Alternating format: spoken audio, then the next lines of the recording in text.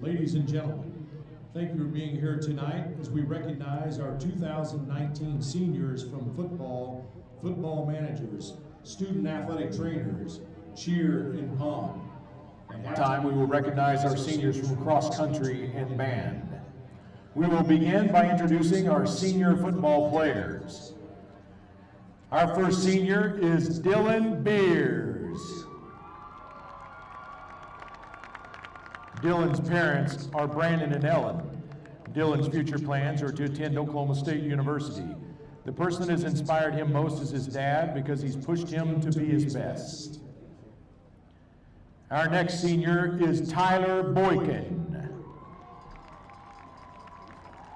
Tyler's parents are Jennifer and David.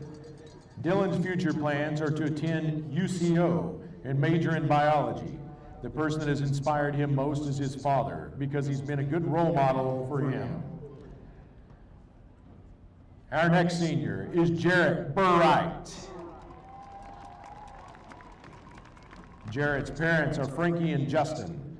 Jarrett's future plans are to become a private contractor or a fishing guide at Lake Texoma. The person that has inspired him most is his dad because he's taught him that size does not account for how much heart you pour into what you're trying to accomplish. Our next senior is Daxton Myers. Daxton's parents are Brian and Stephanie. Daxton's future plans are to play football in University of North Texas, then the NFL, and then sell insurance with his dad. The person that has inspired him most is his granddad, Jerry Bernhardt. He never lets negativity affect his life and always sees the positive things to concentrate on. Our next senior is Mike Bakari. Mike's parents are Victoria and Titus. Mike's future plans are to attend college. The person that has inspired him most is his mom because she is always hardworking. Our next senior is Randy Childers. Randy's parents are Randy and Michelle. Randy's future plans are to be his own boss. The person that has inspired him most is Dwight because he's a hard worker.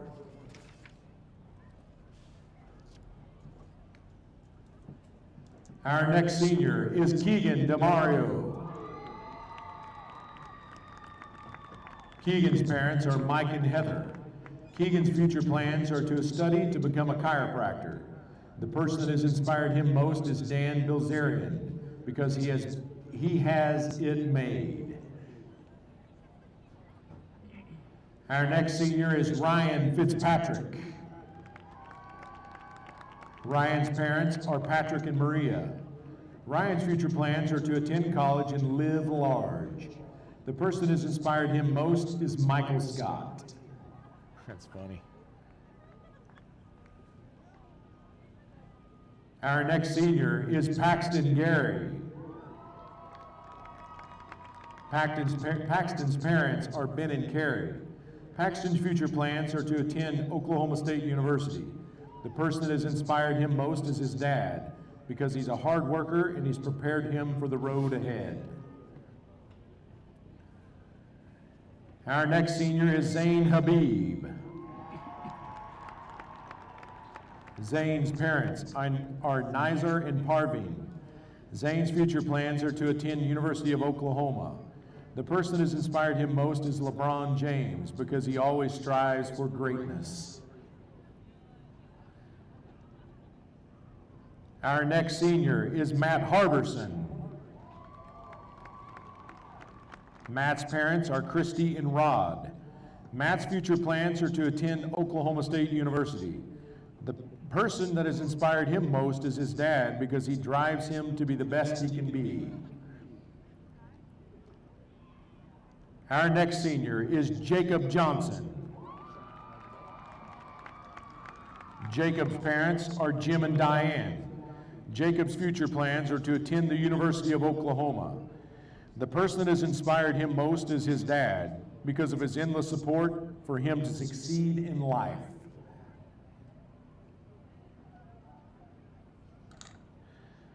Our next senior is Cole Kelly.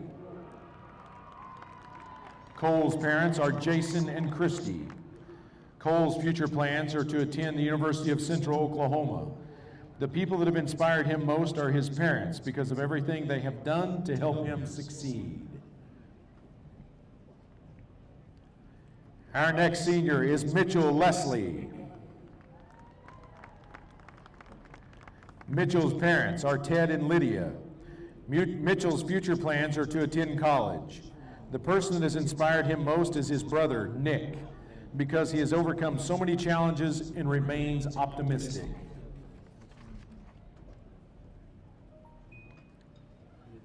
Our next senior is Ben Likes. Ben's parents are Jeff and Kristen. Ben's future plans are to play baseball in college. The person that has inspired him most is his dad, because he's always been involved in his life and coached all his Little League teams. Our next senior is Mason Martin. Mason's parents are Shane and Linda. Mason's future plans are to attend Harvard to become a brain surgeon. The person that has inspired him most is his dad because he works hard and pushes him to be the best. Our next senior is Sam Pipkin. Sam's parents are Brenda and Phil. Sam's future plans are to attend Oklahoma University. The person that has inspired him most is his mom because she showed him how hard to work. Our next senior is Nathan Vaughn. Nathan's parents are Jerry and Keeley. Nathan's future plans are to attend college and to be a sports journalist. The person that has inspired him most is his grandpa, because he's always been the man he wants to be someday. Our next senior is Axel Welch. Axel's parents are Tony and Kathy. Axel's future plans are to attend college. The person that has inspired him most is his mom because of how hard she works and all the advice she's given him. Our last football senior is Jacob Welton. Jacob's parents are Kristen and Jason. Jacob's future plans are to attend college. The person that's inspired him most is Jesus because he knows everything.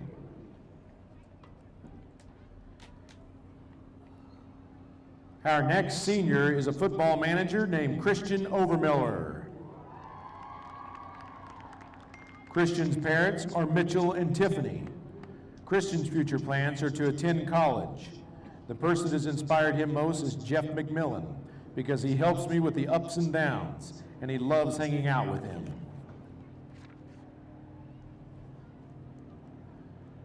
Our next football senior manager is Haley Toth. Haley's parents are Leanne and Rob. Haley's future plans are to attend University of Central Oklahoma and major in nursing. The people that have inspired her most are her parents because they push her to do her best and support her every day.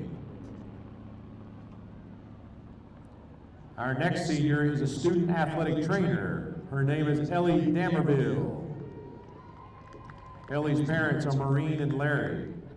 Ellie's future plans are to attend the University of Central Oklahoma and major in kinesiology and nutrition. The people that have inspired her most is her mom, that has taught her to never give up and is the strongest person she knows, and Parker Cornett, because she's given her some of her favorite high school memories. Our next senior is student athletic trainer Ashlyn Hasselwander. Ashlyn's parents are Doug and Jennifer. Ashlyn's future plans are to major in business at an out-of-state college. The people that have inspired her most are her friends and family that always support her and push her to be her best.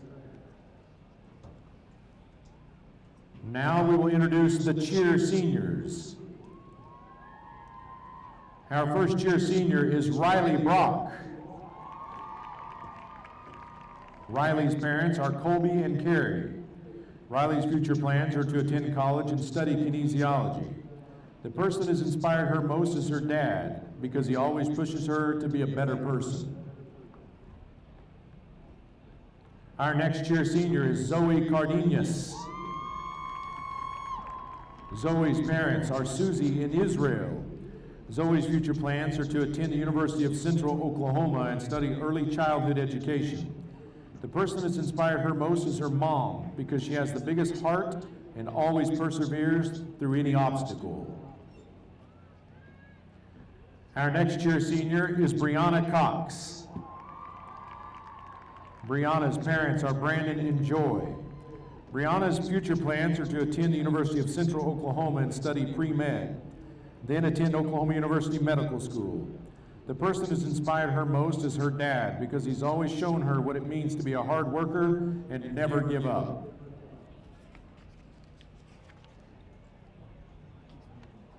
Our last cheer senior is Cheyenne Jones. Cheyenne's parents are Ronnie and Patty. Cheyenne's future plans are to attend Oklahoma State University and study veterinary medicine. The people that have inspired her most is her parents, because they inspire her to work toward her goals, to love always, and the way they love her.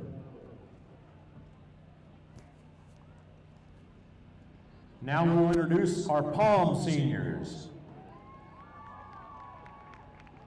Our first Palm senior is Natalie Barton. Natalie's parents are Tim and Sydney. Natalie's future plans are to attend Oklahoma University or Tulsa and major in health and exercise science to become a physical therapist. The person that has inspired her most is her mom, because she's taught her to believe in herself when she didn't think it was possible. Our next Palm senior is Lainey Humphrey. Lainey's parents are Marcus and Nikki. Lainey's future plans are to attend cosmetology school. The person that's inspired her most is Kayla Quisenberry, because she always believes in her when she did not, and pushed her farther than she thought she could go. Our last Palm senior is Cameron McCormick. Cameron's parents are Heather and Kyle. Cameron's future plans are to attend Oklahoma University and major in business. The person that's inspired her most is her mom, because she's a strong and independent woman. Ladies and gentlemen, let's give a big hand to all of our seniors in football, cheer, and palm.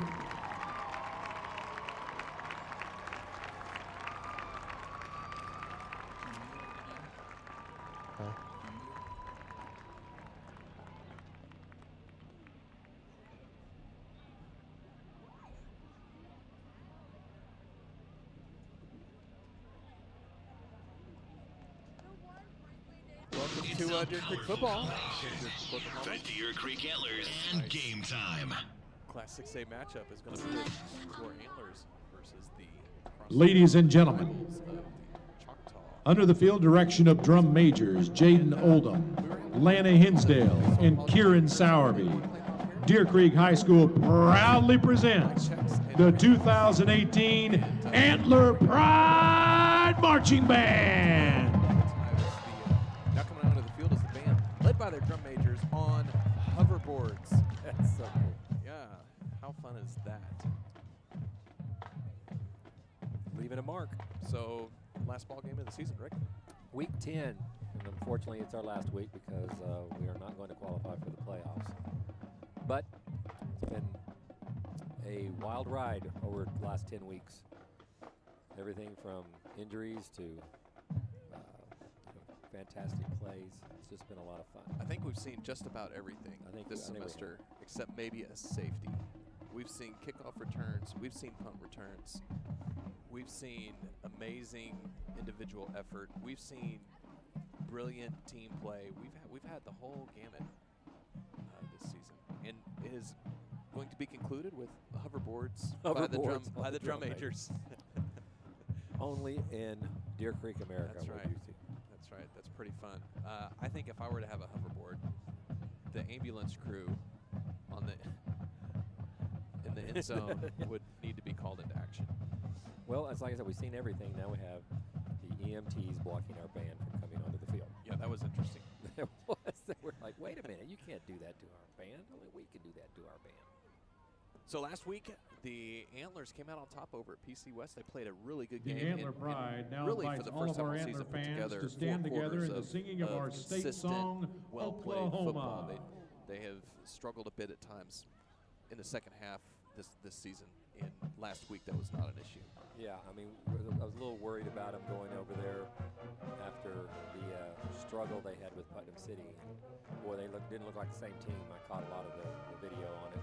And man, what a great game. Yeah, they played really great. In fact, the defense really did a great job. There was a kickoff return for about 95 yards that went for a touchdown, and then there was a long quarterback option where the West quarterback somehow managed to get around the right edge of his offensive line and stay in bounds, and that was like a 65-yard play. And if you take those two things off, yeah, there was nothing. There was really nothing left.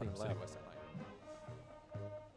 So this will be it for the Antlers this season, but if they continue to grow like they have over these past 3 weeks, it's going to give them some good momentum going into off-season training. Right. You know, this is senior night. You know, you feel bad for the 21 seniors that are going to be graduating that they're not going to the playoffs, but they are going to, I think, leave a mark of resilience, that's for sure, because so many of those guys have been injured at one time or another this season, and yet they're all still here. They didn't quit, and they didn't back down. So, anyways, I believe the band is getting ready for the national anthem, so we're going to take a moment and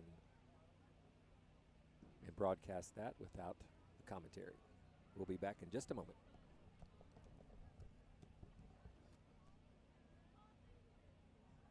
The Star Spangled Banner honors Americans from everywhere who have sacrificed to protect the land of the free.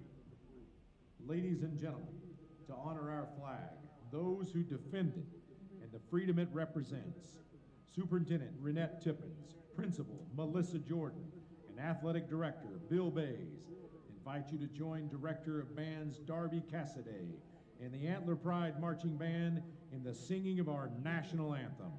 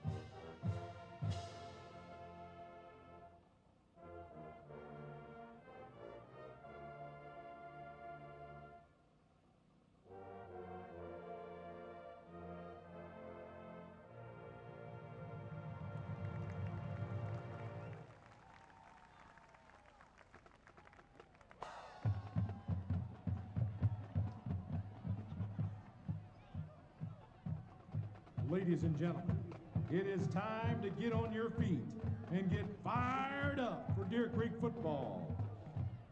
Please join the Antler Pride Marching Band as they lead us in the Deer Creek Fight Song.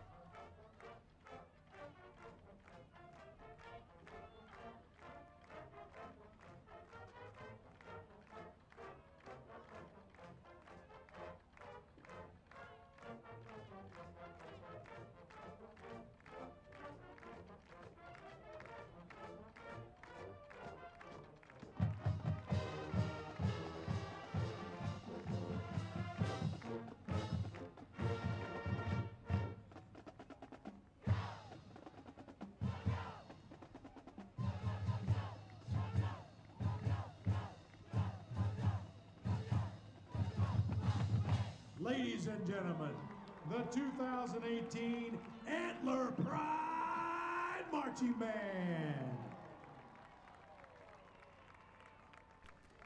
Okay, Scott, we're back after a wonderful performance by the hoverboard-led drum major. Yeah, that's always that was crazy. That was great. I didn't see any big oopsies either. No, I didn't either. They looked like they had job. worked on it all week. Yeah. They're going off the field on the hoverboard. So how do you like that? That's fun stuff. Fun stuff. Here come the captains. Looks like we're going to have our coin flip here. It's the Canes Challenge from Raising Canes Chicken Got Fingers. Paxton Gary, Dylan Beers, Jared Burright, and the big guy, sorry. Looking at the wrong roster. Yeah, Daxton Byers. Yeah. Ladies and gentlemen, once again, welcome to Hempstead Field on the campus of Deer Creek High School for tonight's Class 6A football matchup. I wouldn't want to line up Tonight, opposite Deer them. Creek Antlers Yes, welcome the yes. Choctaw Yellow Jackets. Choctaw The brings Yellow out Jackets are their coached four by Coach captains, Corbin. and The we're talking Antlers about are two coached teams by that Coach have Wade similar Stanley. IDs as far as how this season's gone. Choctaw had a lot Captains of promise for coming tonight in. for Choctaw. There's a lot of Number thought that maybe 12, they Cole might be the Smith. third or fourth best team in the district, and they've Number hit the old, 49, injury Isaiah problems as Sumlin. well. I think I Number counted 50, 9 Jelani or 10 Thayer. kids that are not suited And out. number 65, Oh, on their Cade sideline? Kelly. Yeah. I didn't even think to look So- over there earlier. So both For the Deer Creek Antlers, and captains Choctaw are number they're 5, Jarrett battling Burright. the injury bug Number 29, this entire Dylan season, Beers. and they're 4-5 overall, 2-4 in district play. Deer Creek Number is 3-6 68, overall, Daxton and 2-4 in Byers. district play. And number 1, So, Paxton Gary. Whoever wins this one will be one up on the other as far as probably finishing 5th in the district. Which is that one spot right behind the playoff spots. Yeah, it's close, but no cigars, they say. Right. And we have a wasp in our room. Okay. What? Hello. We will try and remain professional. If you hear us Choctaw has scream or won the anything toss, like it's that, you deferred to know the the second wasp half. is flying. The Antlers will receive the opening kickoff. Hold on, I got a pad of paper. Our Where is a fly referees for swatter we tonight's can eat? game. Referee is Doug Kropp. The umpire, Craig Wallace. As we The linesman, perform some Stu exterminating Smith. here, Line judge, Steve We got it. Stevens. And the back never judge let is it be Gage said that Webster.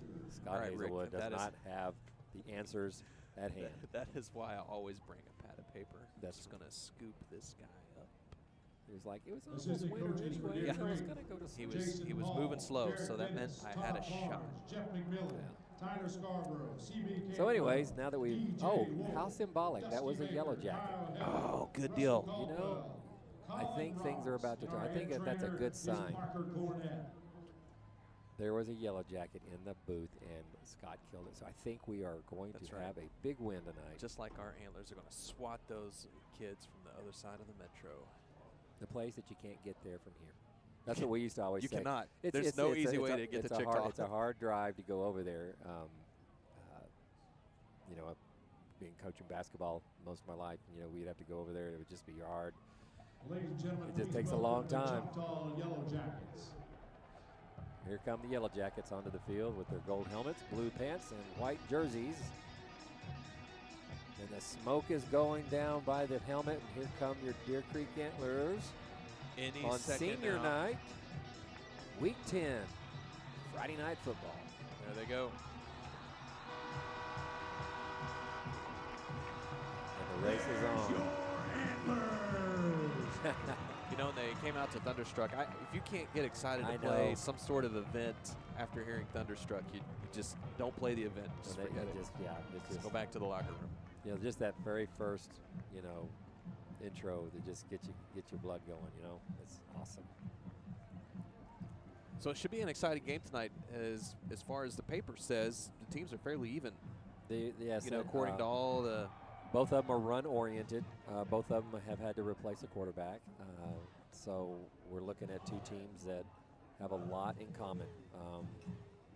Choctaw has had a little bit better luck as far as, you know, being more competitive in some of the games against the top 4. But, you know, the injury bug hit them too, and it cost them some victories maybe. But And you could say in some of those games where it looked like Deer Creek wasn't competitive, I would argue Yeah, that the you score would- was maybe not quite indicative there was of how the game there was a went. swing of 2 or 3 series or a play or 2 here or there. Exactly. But just early on when you know, Choctaw played their non-district schedule, they gave Putnam North, who is ranked, I think, 5th or 6th in Class 6A1, they gave them a pretty good game. So, again, the season is always its Kicking own off for story. the Yellow and it Jackets, tells you number what 26, happens Jacob Dunning. based on the record. And, I don't think a lot of people in Choctaw thought they were going Back to deep to be receive for the Antlers, number 1, Paxton 4 Gary. and 5 number and 2 and 4 5, district at this Jarrett point. Bird. Right.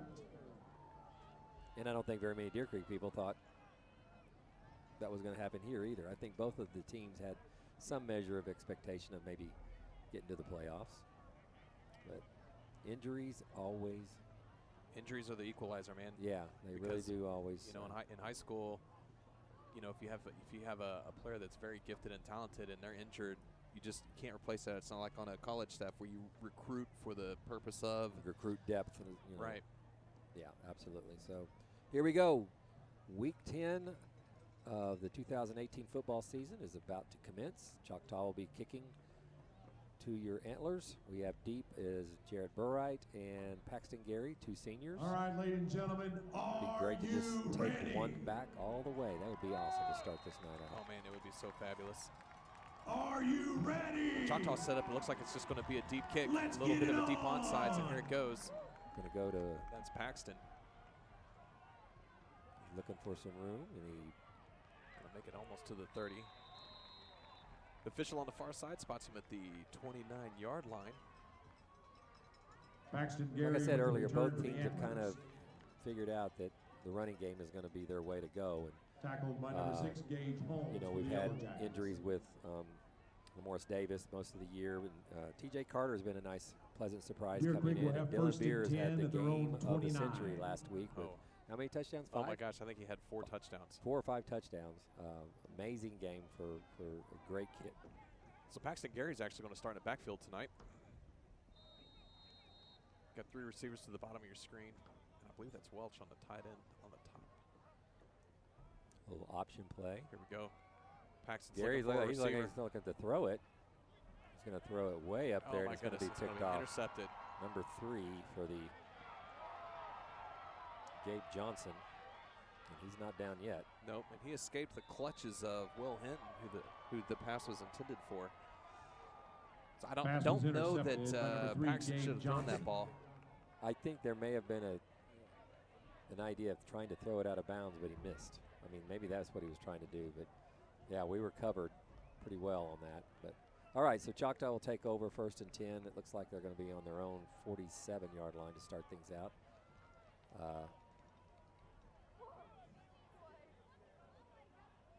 First and 10 for Choctaw. Ball at about the 47. Quarterbacking tonight is Thad Williams for the Yellow Number- Jackets. He was number 14, is that right? I think so.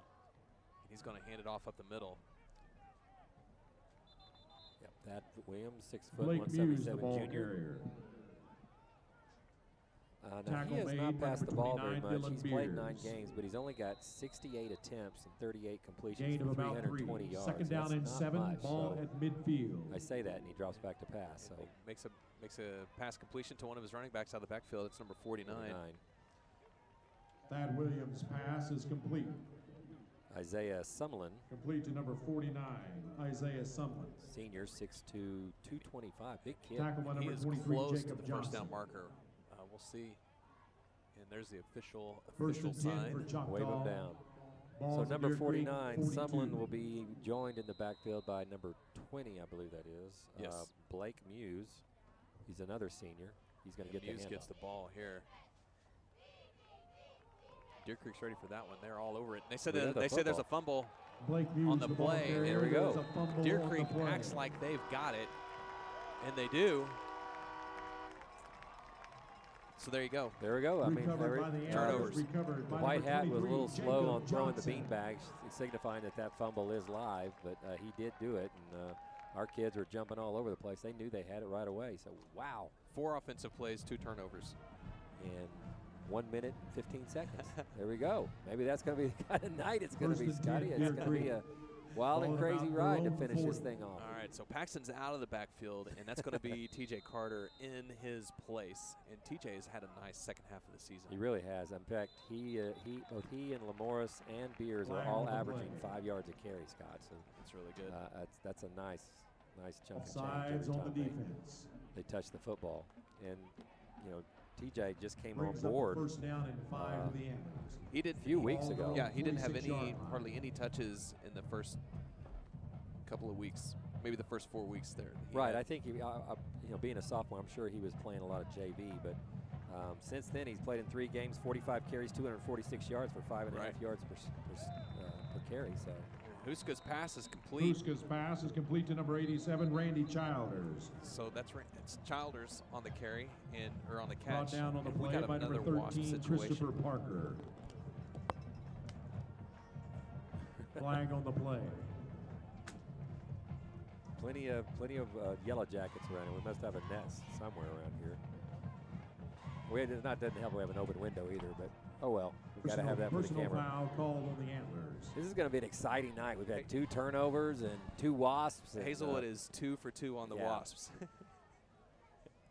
And we had a penalty First on the and play, 10, so it'll go 3. back 1st and 10 back to the Ball at their 37-yard own line. 37. And I was able to protect our young student operating the camera over here. Camera 1. She handled it like a pro. Stepped away and said, Student, this is all entirely student run. Can't compliment them enough. It's unbelievable what gets accomplished out here every Friday night.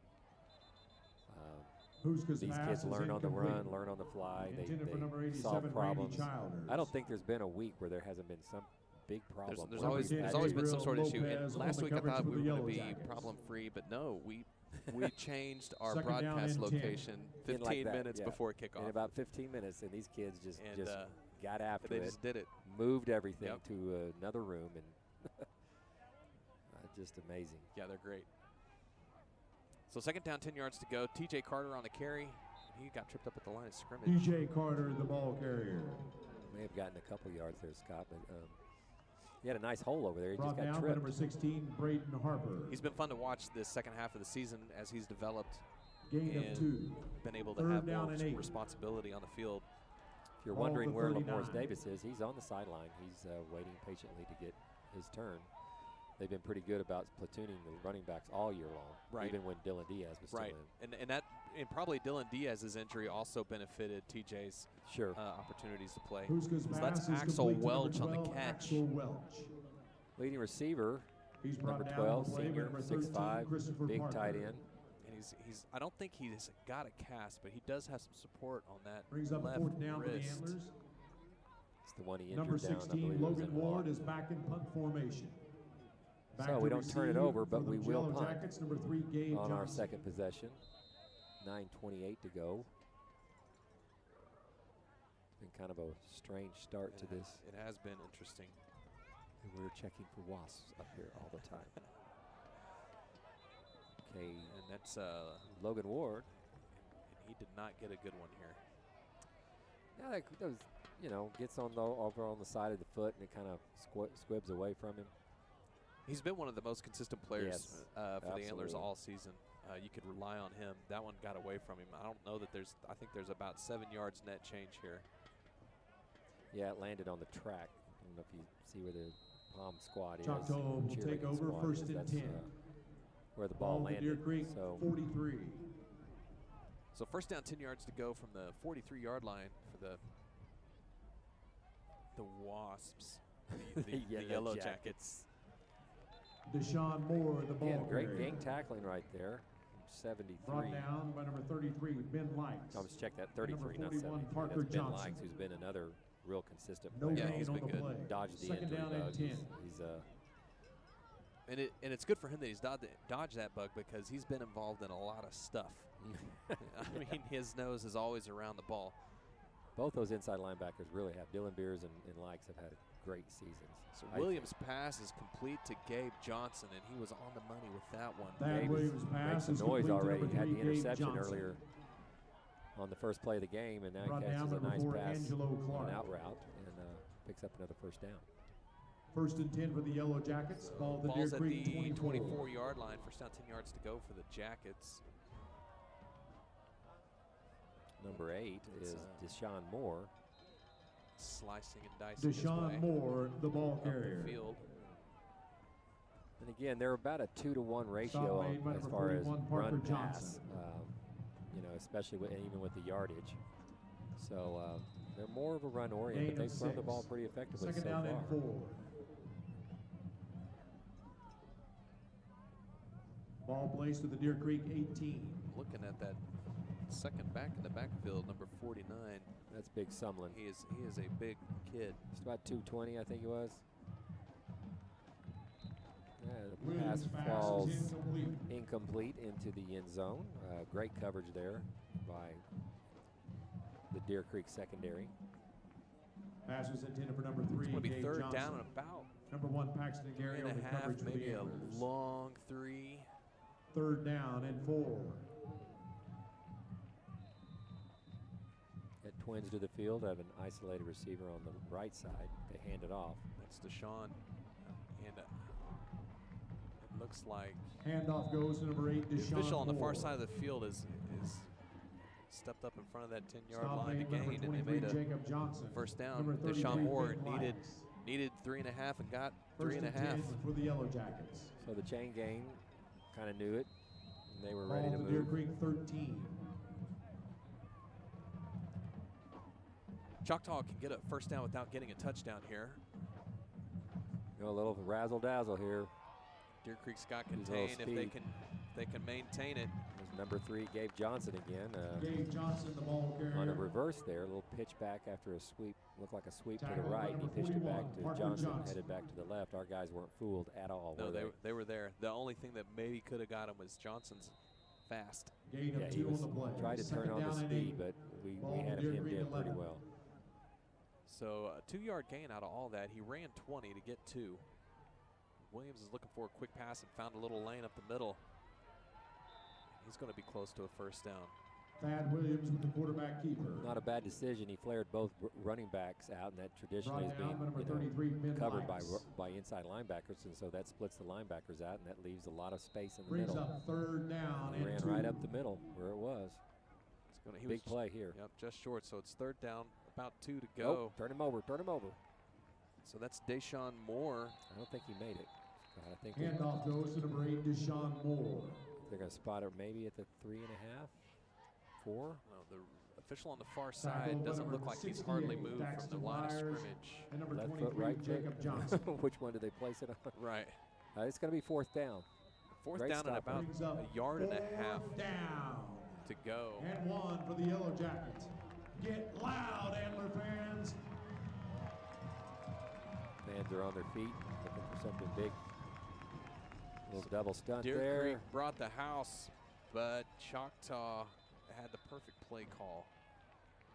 And they got He's able to get across a left Deshaun Moore, the ball carrier. mid-section of the line, and we brought the stunt from the right. And Tackle by number 56, Garrett Johnson. got enough for the first down, but Number not a 17, touchdown. Mason Nope. Martin. First and goal now. so that was Moore as Brings the ball up first and carrier. goal for the Yellow Jackets. Ball at the There 1. goes Moore again, and he's looking for the end zone, and he finds it.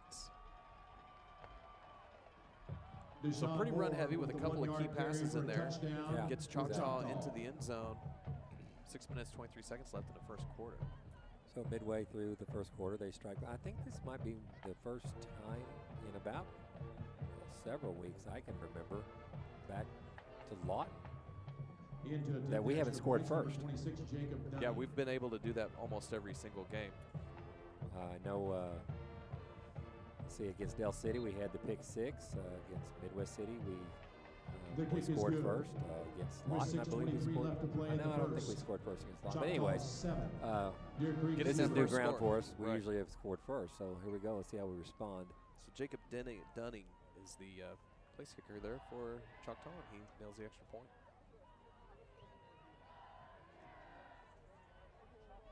So we'll see what happens with the offense. We had a turnover, and we had a drive that really didn't go anywhere, and Had a big penalty in there that had a pushed us penalty. back. and Yeah, but that so to see if they can correct a At couple of Farmers, those we little believe in issues. smarter coverage because the more you know, the better you can plan for what's ahead. Find your local See if, agent, Bradford Morris Willis, at can get in the game now. 405-286-3600. We are insurance. He's we been are steady farmers. most of the year. He had early injury problems, but he has had a nice season. as far as the stats go. Right. He's our by far our leading rusher. 98 carries, 475 yards. Kicking off for Choctaw, number 4.8 26, yards per Jacob carry, Gunning. averaging about 60 yards per game, and he's not, he doesn't get a lot of touches, but he does have that for the scat back Antlers, number 1, ability Paxton to Gary, make you number miss. 5, Jarrett He's a very Burright. exciting player. Right on. But we've seen Carter, we've seen Paxton Gary in the backfield. Dylan Beers will probably make an appearance out there too. You got to wonder if Deer Creek will go to some sort of wildcat formation. What worked so well last week, Yeah, I mean, it was just amazing how they were on the ball. just gashed Putnam West defense. They did a good job of that. Here goes Dunning again with sort of this long, I don't know, almost regular kick, but he doesn't stride up to it like most kickers do. Right. And Nice return. Paxton by Gary on the Paxton return Gary. for the Antlers. Ekes it out across the 30 to the 32-yard Tackle line. made by number 8, Deshaun Moore. So they've had a Number couple of good, 87, decent Ethan kick Warren. returns here tonight. Absolutely. Ball Paxton first Gary and 10 is for our the Antlers. Ball placed at their leading own kick 33. returner with 99 yards this year. He's kind of taken those duties all year long, other than, of course, the 2 games he missed with injury. Right.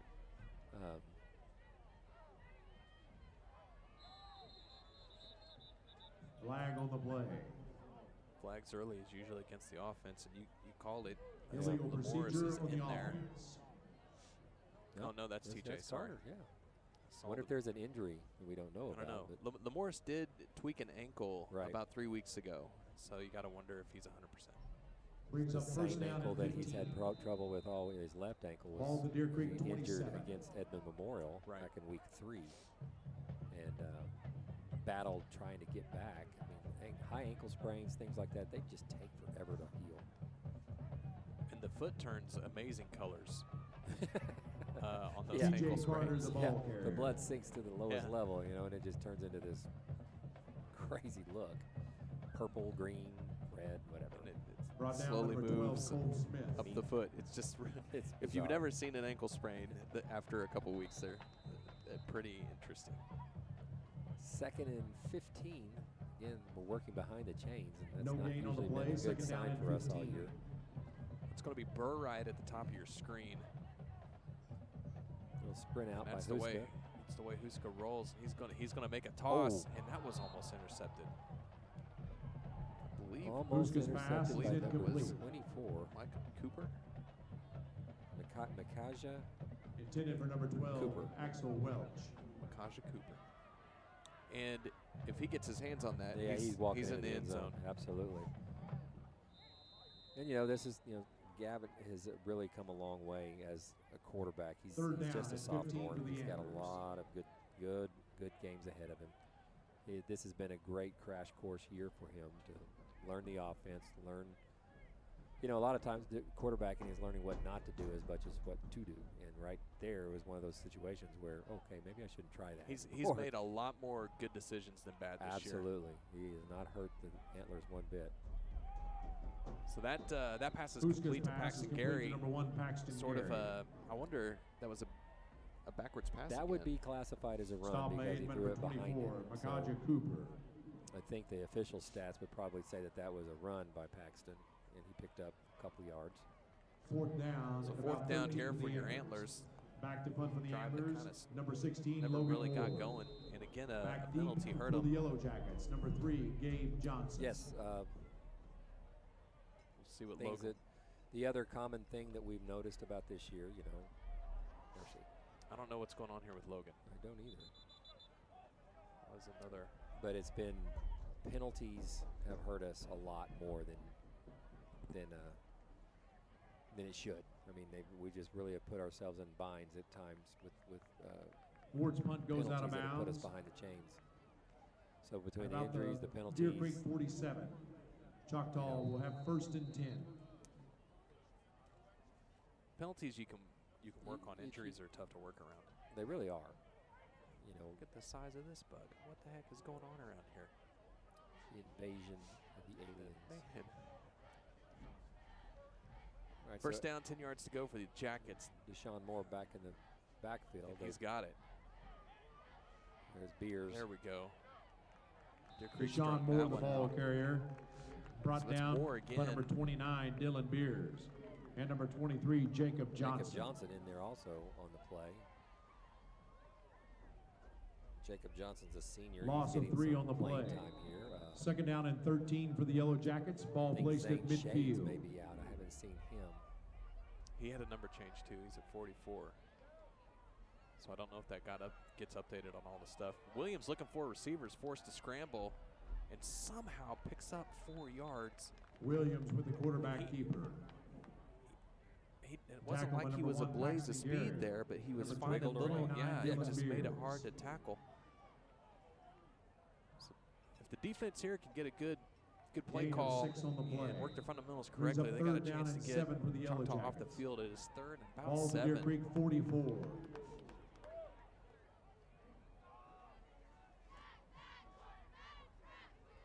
Williams is looking to pass again, rolling to his right.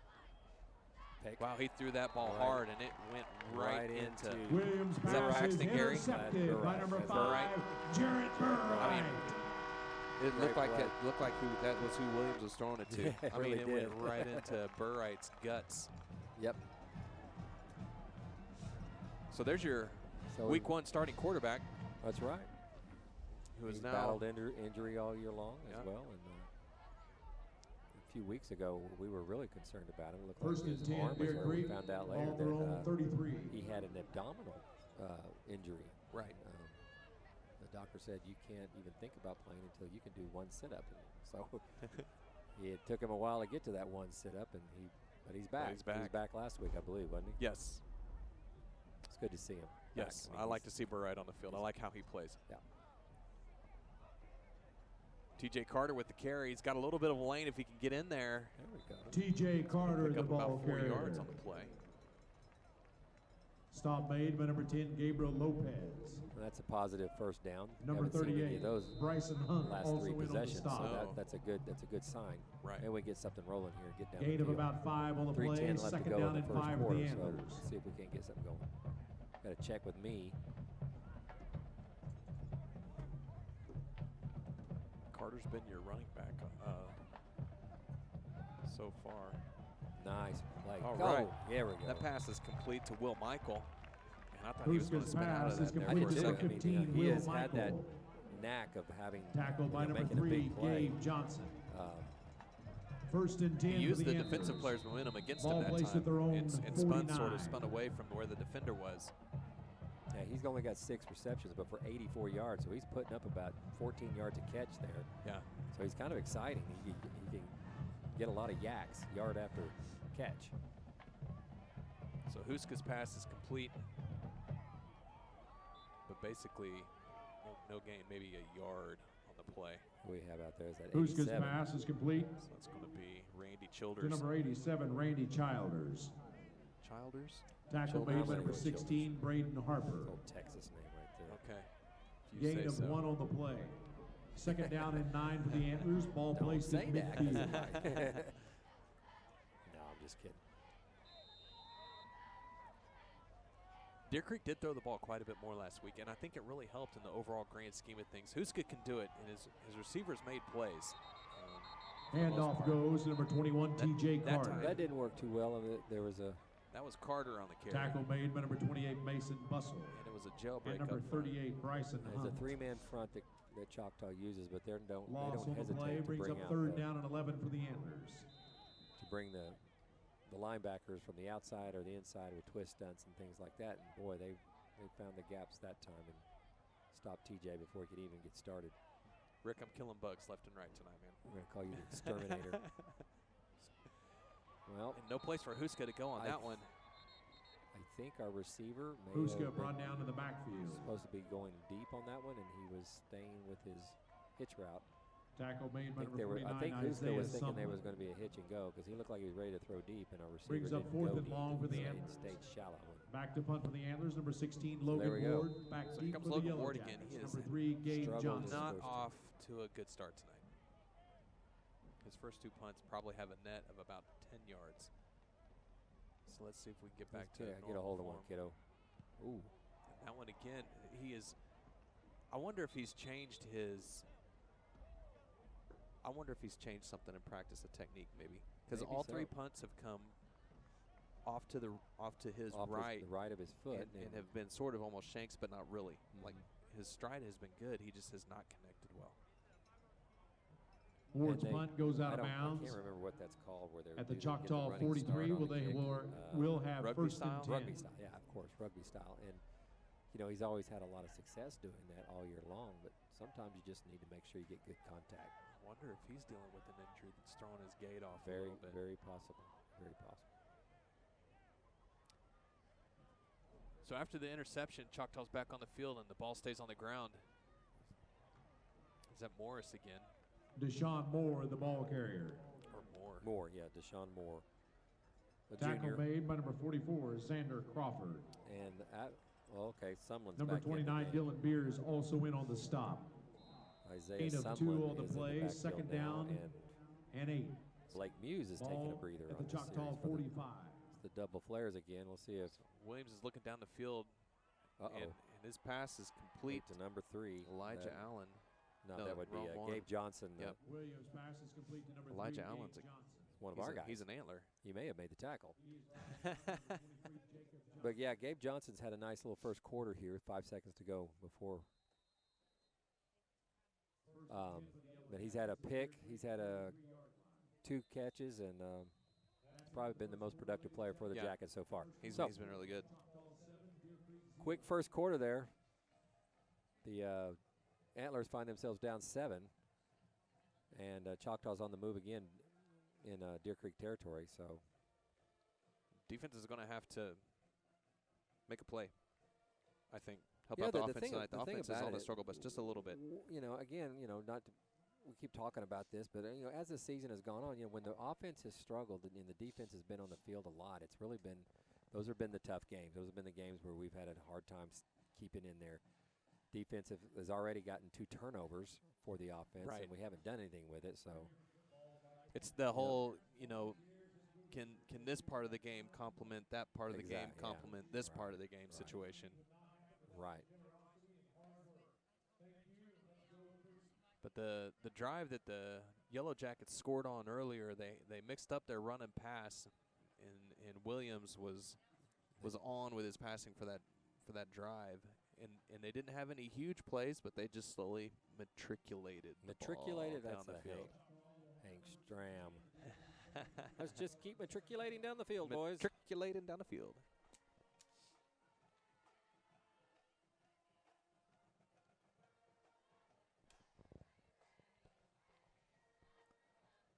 So second quarter, getting ready to kick it off here. It's going to be first down and 10 from about the 33-yard line. Moore. Boy, you got stuff there. Good job, defense. There was no place for him to go. And an interesting development in Dell City tonight. Do tell. The Eagles are leading the number 1 ranked 9-0 Stillwater Pioneers 8-0 in the second quarter. So that has a little bit of upset written all over it. Lawton last night defeated Putnam City 56-7. Midwest City is leading Putnam West 20-0. And of course, I told you about Dell City and Stillwater. Nice defense. That was good. So that was Sumlin, and he is no small guy. He has 2 and a quarter, 225 pounds, and our guys. He's big. Our guys were able to turn him back. So Choctaw has run right into the teeth of the Deer Creek defense on the past 2 plays. Thad Williams has been able to find some open receivers. He's also got an interception already. We'll see what they do here.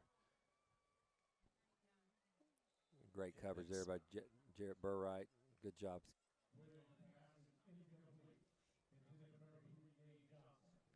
Targeting Johnson again, who's been his hot That's go-to been his receiver. That's been his go-to.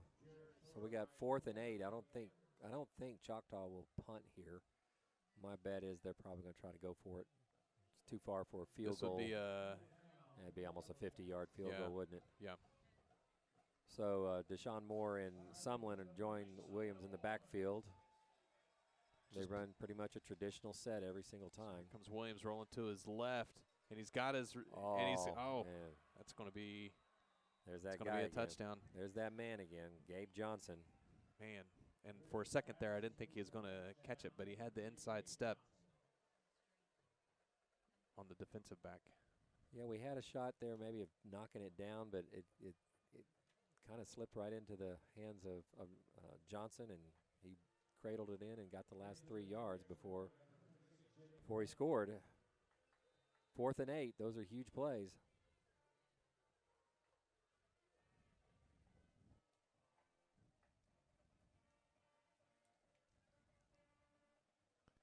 Dunning on for the extra point, and it looks good from here. You know, when coaches look at film, they always look at, a play like that will stand out and sit in their craw for a while because you had him. 4th and 8. Right where you needed him. And you let somebody slip deep and didn't cover him very well. But it's frustrating. And it's frustrating for the kids, too. I mean, they had played 3 great downs before that, giving up only Tonight's 2 yards. Game and all Deer Creek varsity football games can be seen on Antler Vision at antlervision.live. So after the extra point, It can be accessed from any Yellow computer Jackets or 14, smartphone. Antlers 0. There's 10 minutes, 40 seconds We'd left like to go thank in some of the following businesses for second their support quarter. of Deer Creek football. And in a game that's already featured 3 turnovers, 2 touchdowns. Phoenix The Restoration. Choctaw Jackets hasn't have got- punted. they Choctaw kinda hasn't got a punted. rhythm right now, don't Yeah, they? yeah, they do. They have Get a little bit of a waxed. rhythm going. They know Deer what's Creek Family Clinic. Chick-fil-A. what's on working North right Bend. now, and they're kind of methodically Glasgow moving the ball down the Acoustics in field. That was a big Drywell. play on that 4th and 8, the long The pass. Royal Okie Custom Furniture. But pretty much they've been sprinkling in a few passes here and there, but they've dedicated Kicking off for themselves to Choctaw, number football, 26, and Jacob they're Dunning. good about keeping Back to receive for the check. Antlers, number 1, Paxton Gary. So Number maybe we can 5, get our Jared offense turned on Burright. here Right. on this possession. So there goes Dunning with that short run up. He's going to go to Burright. Burright's at the 20. got the ball. And if he can find a Find that hole, he's crease. got a There he hole is. there, He can and he's run. got some room to run. And he's going to be caught from behind.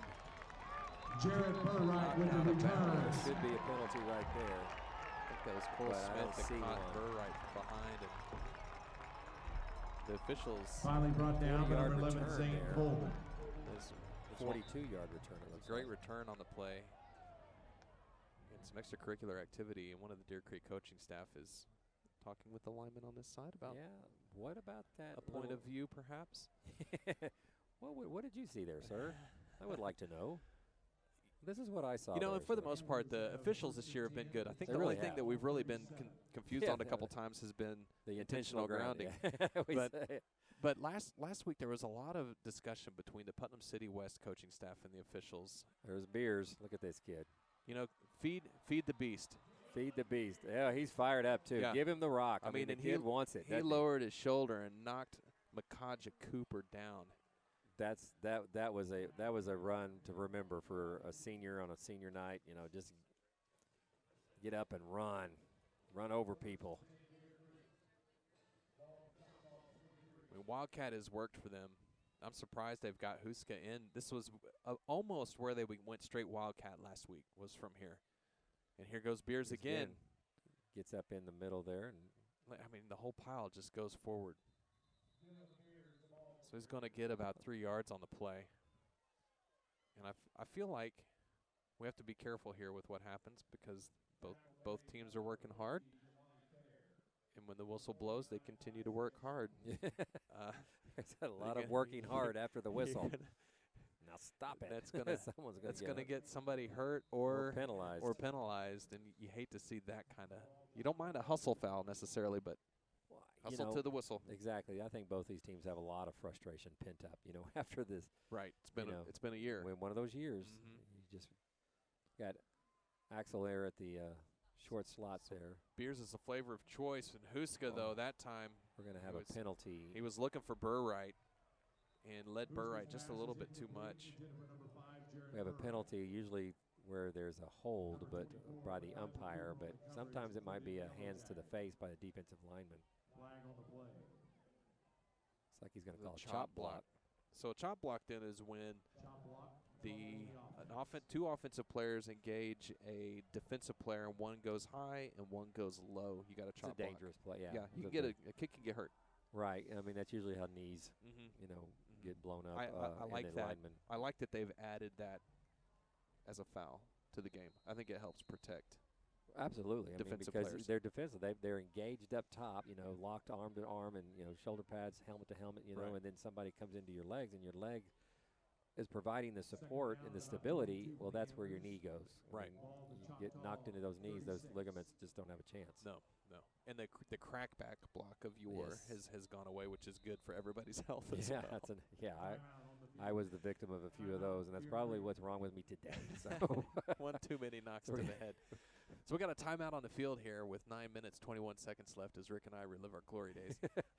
what we can remember of them. The Antlers are on the drive, but after the chop block foul, have second and about a mile to go. 22 yards unofficially, I guess. Yeah. And they've added Beers to the arsenal. Right. I mean, like you said last week, he just had a career night. Oh my gosh, it's Four epic. touchdowns. Just seemed like every time he touched the ball, he was walking across the goal line. There's so. great high school players that are really good, but don't have nights like that. Right. That don't have night. That's a great point. There's a great line in Rocky when he says, "You're a great fighter, but but you fight great, but I'm a great fighter." Right. Beers reminds me, you fight great. I mean, he just makes good things happen. Not maybe the most gifted as far as talent's concerned. Oh, going to Parker Johnson almost. So Huska's pass just over the outstretched arms of Parker Johnson. It's a nice play. And I thought Parker he had his mitts on it. Just briefly, he had it stretched out and had his hands on it. But, yeah, Dylan reminds me of those kids that just make things happen. They're defense, offense. I mean, it doesn't matter. Heck, put him at quarterback, he'll probably throw a touchdown pass. I mean, he strikes me as the kind of kid, too, where he'd be like, just go over there and tackle that tree, and without question, okay, he would go tackle the tree. Yeah. Like, yeah, whatever you say, Coach. I got you. Wow. So we got a hard count here. And clearly the guy got into the neutral zone. That's supposed to be an automatic. I feel like that was a 5-yard penalty, but so T.J. Carter in the backfield trips to the top of your screen there. Go to same play, picking on the same cornerback, and I think a catch he's is got made the catch. There. Yep. He's got the catch, and we've so got that is no Will call Michael. Will Michael on the catch, and the linesman is going to put him at the. Oh, they're going to talk about it. They can't dispute the fact he caught the ball. I think it's just. But it's a a touchdown or not. Okay. Because he ended up with the ball walking in the end zone. Can't review that, so it's been called as a touchdown. Excellent pass from Huska to We'll get it here on Will some instant Michael. replay. My man David is all over it. So here we go. Let's watch this on replay. Makes a great catch. Yeah, was he in there? He crossed the goal line. He hit Wow. the pylon. He did not go out of bounds. Big That play. is the correct call. That is big time. And my man David had it all there. He wants to give me a high five. There we go. Good. Good job, buddy. So you got to see it at home. That was a touchdown, not out of bounds. And here comes Choctaw again. The hard count has got him several times tonight. So this is going to be the second offsides call, I believe, against Choctaw. And maybe there could have been a couple of others that weren't called. So I guess it's fielder's choice on this. You take it now or you take it on the kickoff? I think you could take it on the kickoff, exactly. Okay. So it just sometimes on these penalties, I'm not sure when they go. You could take it and go ahead and go for 2. You get half the distance and a goal, but I don't know. Everybody move up a yard. Okay, Logan, let's get your rhythm back, buddy. Yeah, Let's get that's this right. field goal. Mr. Consistent. So here we go with the point after. Logan Ward sets toe to leather. That's a great hole by Paxton Gary. He had a difficult snap there, and he's got that ball set quickly. And Logan knocked the crap out of that. So maybe some frustration. Yeah, I think he kicked it into the balcony over there. He really at the hit it Fieldhouse. hard. So that gets Deer Creek on the board with 9 minutes left to go. 8:59 left to go in the second quarter. What a great pass. Great pass and great catch. And it was almost a similar catch on the play before to Parker Johnson. Right. It was the same basic play that, but just different receiver, and they were picking on the same cornerback. And maybe Coach Stanley found something there. With the introduction of Beers on that, I think helped the offense to find some rhythm. Hey, So we talked about how Choctaw was sort of finding a rhythm, moving the ball up the field in chunks and dinks and stuff. And when you put Beers in the mix, that.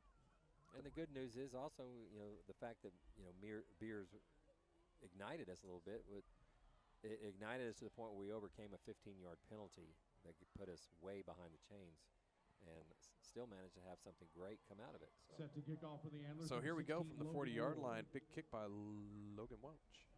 Or, I'm sorry, Logan Ward.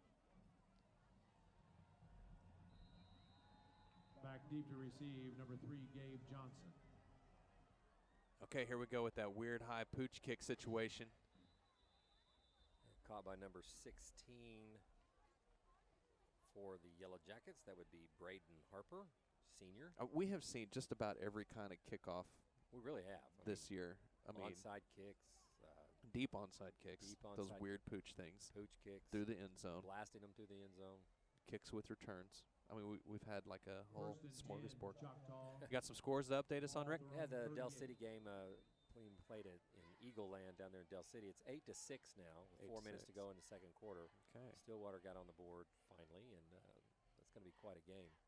A lot of speed. Uh-oh. Williams has got a receiver and just maybe a skosh too far, but that was a ball that could have been caught. Yeah, Paxton had one of his very few mental blunders there. It's an old saying that the defensive secondary always says: you don't cover Second down and the real 10. short routes. You tackle those. And he tried to cover it, and the kid just did a little hitch and go and got behind Paxton pretty quick. So Williams has been pretty much on the point, and even the ball that was intercepted was thrown right at Burright. So right, there is exactly. that.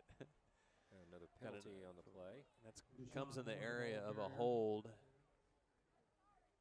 Who was the ball carrier on that? Was Tackle it? made Number 8, Jacob the Johnson. Deshaun Moore. Yeah. Flag on the play. He has shouldered the workload.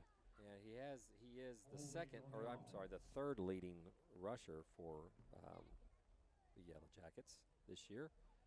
We have a sophomore that has not played yet, Williams, number 4, and number 20, Muse.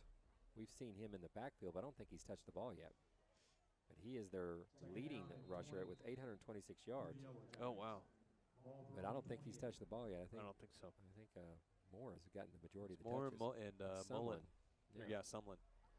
Good So pressure. Williams looking to somehow escape. Great play. But, man. Mason Martin all over that. Yeah, he was there. I don't know that there's even a gain on that play. It was a terrific play by number 17, senior Mason Martin. Third down and 20 Mason Martin. coming up for the Yellow Jackets. And the defense answering the bell right now. They really are. 3rd and 20. Now, don't let them get behind you guys. I think we learned that from the last 4th down. Right, so that is rolling to his right. It's a little easier to make a throw there, and he's going to hit a long ball. Good defense by the Antlers. Falls incomplete. Williams pass Great falls coverage by incomplete, intended for Burright number 3, and Gabe Johnson. Martin. Number 5, That's Jared where you use your Burright. body the Number right 7, way right there. Number 17, And number Mason 3, Martin in on the coverage for the he Antlers. has a little afterburner there, doesn't Yeah, he? he was can fast. really go. He got there deep into our secondary again. I think it's safe to say that this Flag kid on can. the play. Oh wow, we had a penalty on the play, and are we going to have an automatic first down as well? That is unfortunate. That's a hurt. That's a hurt. Had to have been a personal foul because that's the only way that could have been After the penalty, automatic first first and 10, down. Yellow Jackets. Sorry, folks, we didn't catch the signal. We were too busy watching the good coverage there. And the So here comes another dipsy-do from Choctaw, similar to what we tried to Exactly. run right at the beginning. Number 20, Blake Muse pass is incomplete. And Muse looked like he was going to throw the ball. He faked the reverse to Johnson, Jacob and it was Johnson. intended for number 8, Deshaun Moore.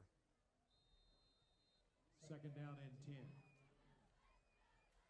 And Muse's pass was tapped or tipped at the line of scrimmage and knocked down. So good job, the guys with the big paws there. Johnson again. A quick toss out. Williams pass is complete to number 3, Gabe Johnson. He's brought Johnson down has by number been 5, Jared the He's the hot workhorse. receiver. Exactly. For it's like Williams' security. He knows that he can throw it towards Johnson. Exactly. And he's gonna probably make a play. Second down and 3. So 3rd down and about 3 yards to go here. Deer Creek 49. See if the defense can answer the bell again. They were able to hold Choctaw on the last one. There we go. So this should make it 4th. Fourth down. Well, actually, scoreboard says 3rd down. The box over there says 2nd down. So I think it should be 4th down. Garrick Johnson. So we had the 1st down was the incomplete pass. 2nd down was should be, and the referees are talking about because they. And then 3rd down was that one, right? There were 2. I feel like this should be 4th down. It is 4th down. No, they're going to give it 3rd. 3rd down. I don't Loss know. on the play brings up 3rd down and about 5. It is 4th down. I feel like we're going to have a 5th down situation here. Right. I mean, so come on, guys. You need to be able. I'm not going to so say it. No. I'll get fired. Wow. If you can't keep up with the downs, you got 1, 2, 3, 4, 5 guys out there, and you can't keep up with the downs.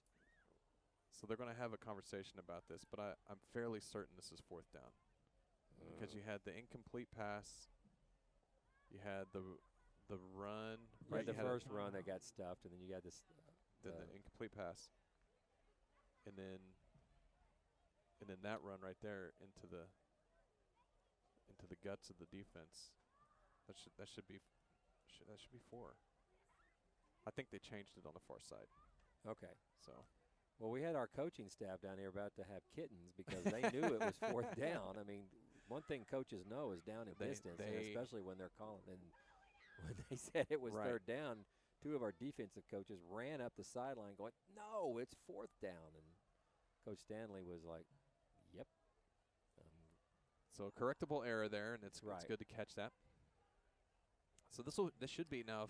If Choctaw punts it, this will be the first punt of the night. Here's the thing: it's week 10 for the referees too. Okay, let's give them a break. All right, they've seen it all this year too. So, a nice punt. That's an excellent punt. Paxton Gary takes the fair catch at a 14.5-yard line. 36 yards in the air. That's not bad. Fair catch is called for and made by number 1. That was a good punt. That's typically what you get from Logan, which we haven't seen tonight. At their own 14. All right, boys, let's go tie this thing up.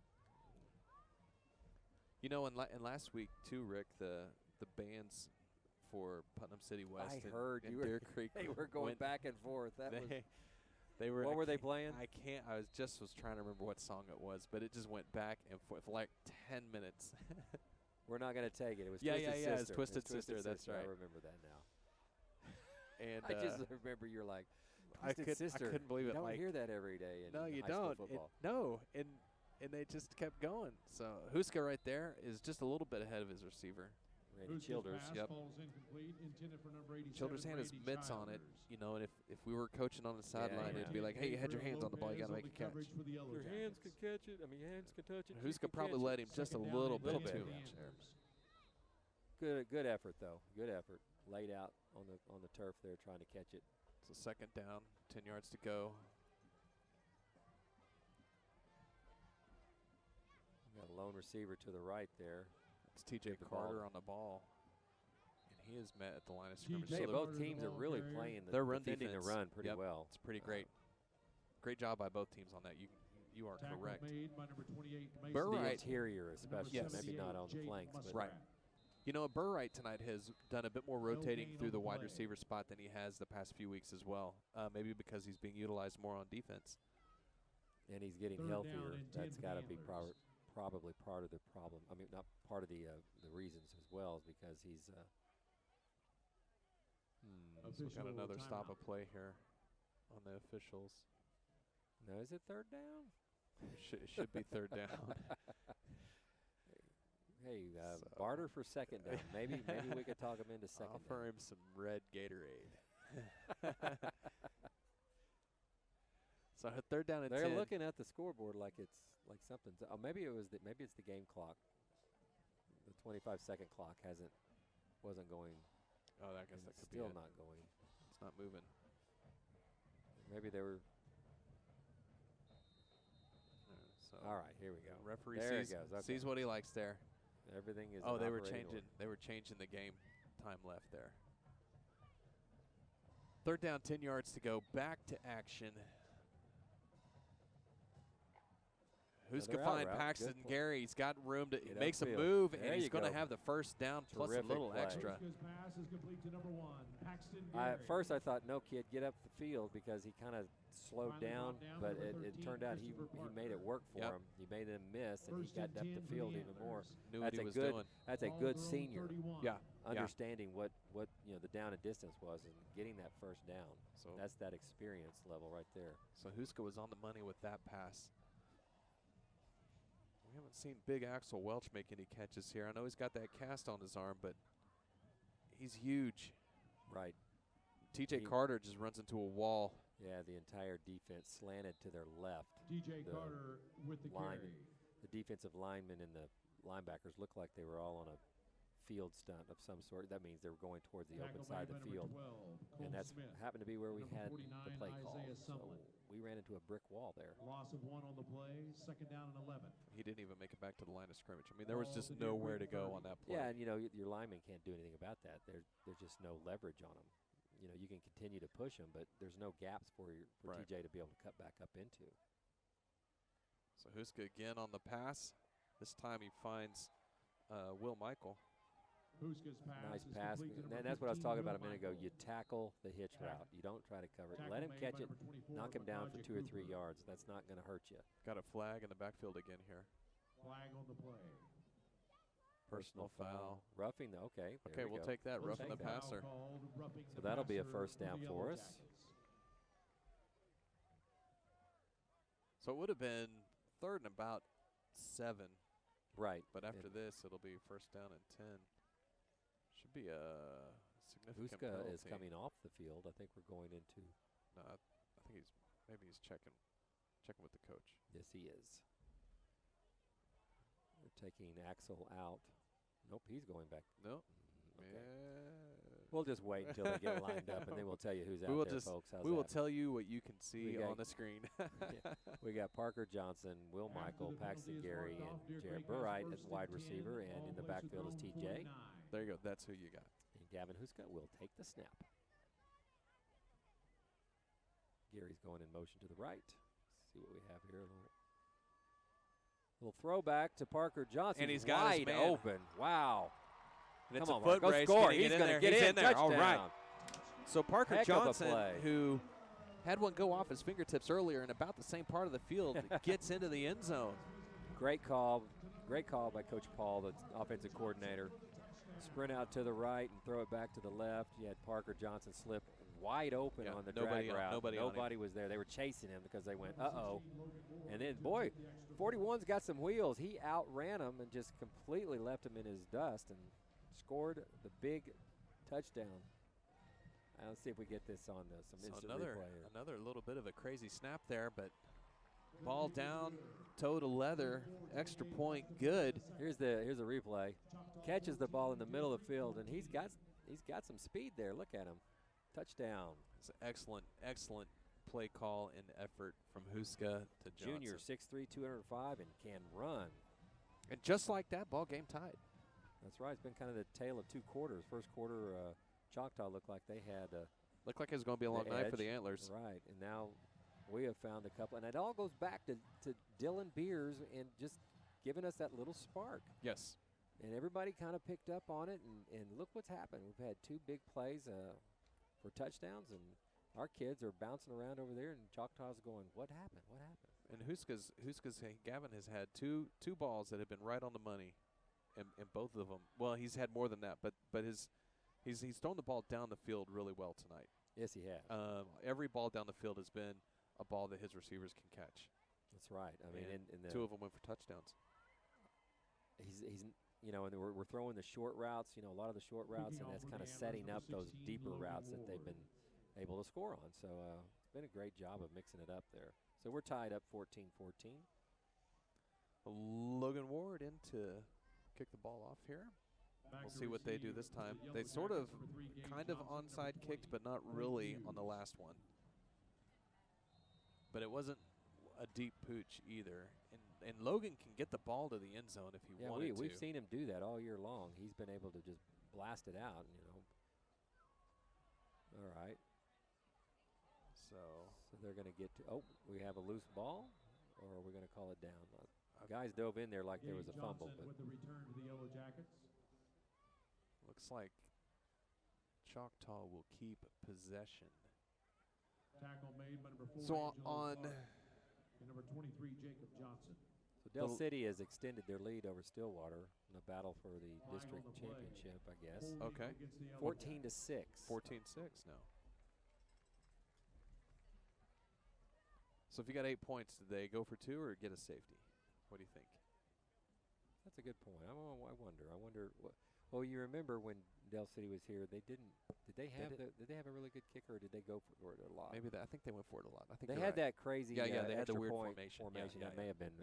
So Choctaw, there was a penalty, I guess, on the play, and they're going to be backed up to the 21-yard line to start their action. And defense has played great the past couple series. Really have. Ball at about the 21. They've forced 2 turnovers tonight already. It's not even halftime yet. That's Moore with the ball. Number 4, Corey Williams. Corey Williams. Looked like Corey Williams, who has had a few touches this year. Number 29, Dylan Beers. Gain of about 6 on the play. Second down and 4. He's their second leading rusher, actually. 17 carries for 788 yards, and that's his first touch of the night. And we're just 3.5 minutes or so from halftime. And he pulled it and threw it to Sumlin out in the flat. Sumlin is a big kid. That's a good open field tackle right there. Pass is complete to number 41, Isaiah Sumlin. In 6A Division I, we've had some big games going on over there. 7th-ranked Owasso is leading 5th-ranked Putnam North 13-7. Edmond Santa Fe ranked 4th, leading Norman 13-10. Ball at about their own 32. So the gain on the play is good for a first down. Here comes Williams to this side of the field. Great play. Angelo good Clark. Defense, excellent defensive Terrific play. Junior cornerback who's been the silent assassin back there. He hasn't, had a lot of press or to talk about, from us up here, but he has always been very, very steady all year long. Makes tackles, does a good job. And they throw away from him a lot of times, I think. Yeah, and that was Johnson again for Choctaw. Same play they ran back before. to Sumlin. Yep. Burright had his hands on him, let him go, got away from him, and gets almost to the first down. That's Sumlin. He's deceptive, man. He's like a locomotive. He's faster than he looks. Yes, and he's big. Gets those shoulder pads for it. It's That's scary. right. So it's going to be 3rd down and about a yard to go. We'll see if the defense here can make the stop. That ball's going to go to Williams, and he's going to get the first down. I feel like watching Williams, he could be deadly. He has like a carriage about him that indicates I can destroy you. I mean, you know what I mean? Like he looks like he could be slippery and super fast. He's a big play kid, So Williams again looking to throw the ball down the field, and I think that's incomplete. Well, we kind of hope that the clock runs out on these guys here because they're getting a little bit of rhythm here, but there's only 2 minutes. The pass is complete there, so that's complete to number 11, Zane Coleman.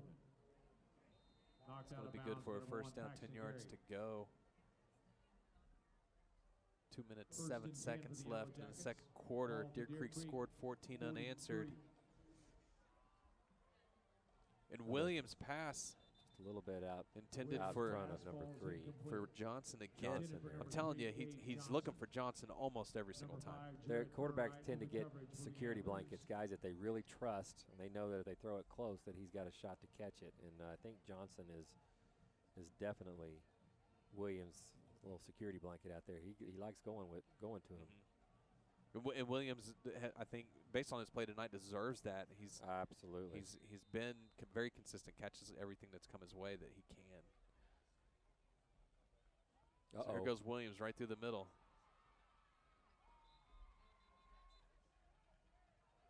And that wasn't Williams. That was Deshaun Moore. That was Moore. But they've been setting that play up all night. I mean, you know, this series. I mean, the fake and then the throw, the fake, and then this time they handed it off, and he faked the throw, and I think our middle linebackers Ball were. to Deer Creek, 24. Some more stays in the backfield here, and has it again, and Wow, right through the same. middle. Right, Same play. right through the middle. Tackle made by number 17. Choctaw's basically running a 2-minute offense here. They're snapping the ball pretty quick. They're not taking a lot of time. Well, they're running the same a variation of the same play, handoff or quick pass over into the flat. So here comes more And again. this time we got him. That was big Xander Crawford on the stop that time. Deshaun Moore, the ball carrier. Tackle About a made 3-yard by gain on number the play. 44, Xander Crawford. As Xander Crawford has been Second kind of the down, anchor about of that 7. middle of the defensive line. Clock's running. More again. They're not going to get the first Handoff down. goes to number 8, It's Deshaun down to Moore. the 7-yard line. Stop Looks made that by number way. 29. So it's going to Dylan be third down and Beers. about 4 Number yards to 17, go. Mason Martin. Third down and Come on, 4. defense. Let's bow up and keep them out of the end zone. Looks like our coaches are calling. I guess that's a play that they're calling. Looks kind of like timeout. It does look like a timeout motion. So Williams is looking to pass the ball into the end zone. And who else did he I catch don't it? think he's in there. Nope. Okay, the referee rules him out of bounds, but that was Johnson again, Pass who is incomplete. was The able receiver to. was out of I bounds don't when he know. got possession. He has made some incredible catches. He has. Let's take a look at Pass this was on intended instant for number replay, 3, Scott. Gabe See Johnson. what I mean, it was they're close. looking over there to the 41 left, Parker and he Johnson throws on it. the coverage. Nope, he's bobbling the ball as he Antlers fans, goes you out of gotta bounds. make some noise. So fourth down and about 4 yards to go here. See if the Antlers can do it. There's going to be a timeout on the field. I bet this Timeout on is the Coach field. Stanley called that timeout. He this was is one of those soft. places you want to make sure you get the right call. Yep, absolutely. So Choctaw's If got you're about a senior 4 yards to in front go, of the maybe a little bit cross-country more and than that. band, you need to go to the scoreboard Real side quick of the here, field for Division II, halftime. 6A Lay it on me. scores. Putnam West being shut out by the Bombers down in Midwest City, 29-0. Of course, we're 14-14 here in Deer Creek. Stillwater still trails Dale City 14-6 at halftime. And last night, Lawton put it to the Pirates, defeating them at Putnam City 56-7. On the other side of the state, Sand Spring, 10th ranked Sand Spring trails 5th ranked Booker T. Washington 27-7. Second ranked Bixby leading Muskogee 30-7. Bartlesville trails Shawnee 14-7. And Sapulpa, 8th ranked Sapulpa, is leading Ponca City 20-7. So there's your Class 6A whip around, as it were. Right. Well, back to action here in Deer Creek, Oklahoma. And They're it's a gonna big they're fourth gonna down. switch it up. They're putting Resuming play, two Choctaw has receivers on 4th each down. side. They haven't shown that all night long. Johnson Now they're goes in going into motion. to a trip set, and they've got Johnson out there outside the Get number 10. loud. And he's the guy you want to watch. And we're going to have another timeout, And and this one's going to be Timeout on by. the It's a field, Choctaw one. timeout, So I wonder if they were trying to Choctaw. get Deer Creek to jump there. Because they had a weird formation. They throw Johnson in motion, and I think they pulled a hard count. Yeah, Don't they forget haven't now, shown tonight that. the Antlers hit the Canes Challenge, and that means free I chicken mean, it's for 43 you. seconds left. Just This take your is voucher to your a local big area momentum. Raising One of the Cane's. two teams are I- going to go Close into the of locker business room tomorrow. feeling really good about Buy Right. any themselves. Cane's The other one's going combo, to be get a looking second like, absolutely wow. free. It's the Canes Challenge from Raising Cane's. If we give Chicken up the Fingers. touchdown here, One love. and after fighting back, that's gonna be a little bit of a downer. I'm sup- But if we can get this goal line stand here, then Stillwater's going to go, well, Also, we had all ladies the and gentlemen, momentum, Right. but we can't get it back. The And Deer Creek Fire Department Why wouldn't Choctaw just is kick doing the a 50-50 field to goal raise here and money take to 3 better points? The firehouses. Please help. They've got a they're kicker. I mean, it's in the They'll balls have in the the middle of the drawing field. at You can't halftime. ask for a better I mean, placement. it's about 5 yards longer than an extra point would be. Exactly. This should be an automatic, and he's kicked the ball well Yeah, on the their, other. yeah, their kicker's been fine. So I'm not sure. Oh, there he is. All right. Just as you prognosticated and pulled your own Nostradamus there. And My Monday 26 morning Jacob quarterback Knight in guy for says Choctaw. kick field goal. kick the field goal. But Yeah. I don't. That's all I am. What do I know? Well, I mean, you're right.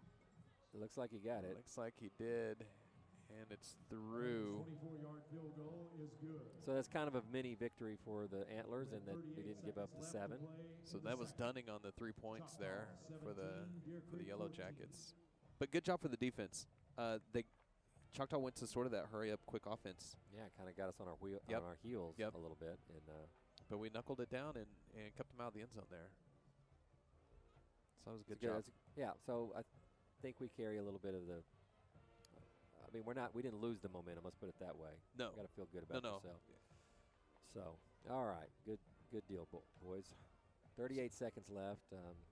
Okay, so here I'm going to play some more Monday morning quarterback here. Line up in the Wildcat. Yeah. No matter where we have it, and just let Beers see what kind of damage he can do in 38 seconds.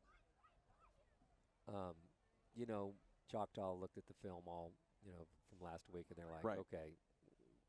He's not a secret weapon. Yeah, he's not going to. There's no secrets here, so you'd think that they would have, Back deep to receive for the Antlers, number 1, Paxton Gary, the number formations 5, and the Jared calls Burke. to make sure that doesn't happen. But boy, I'd like to see it, give him a chance.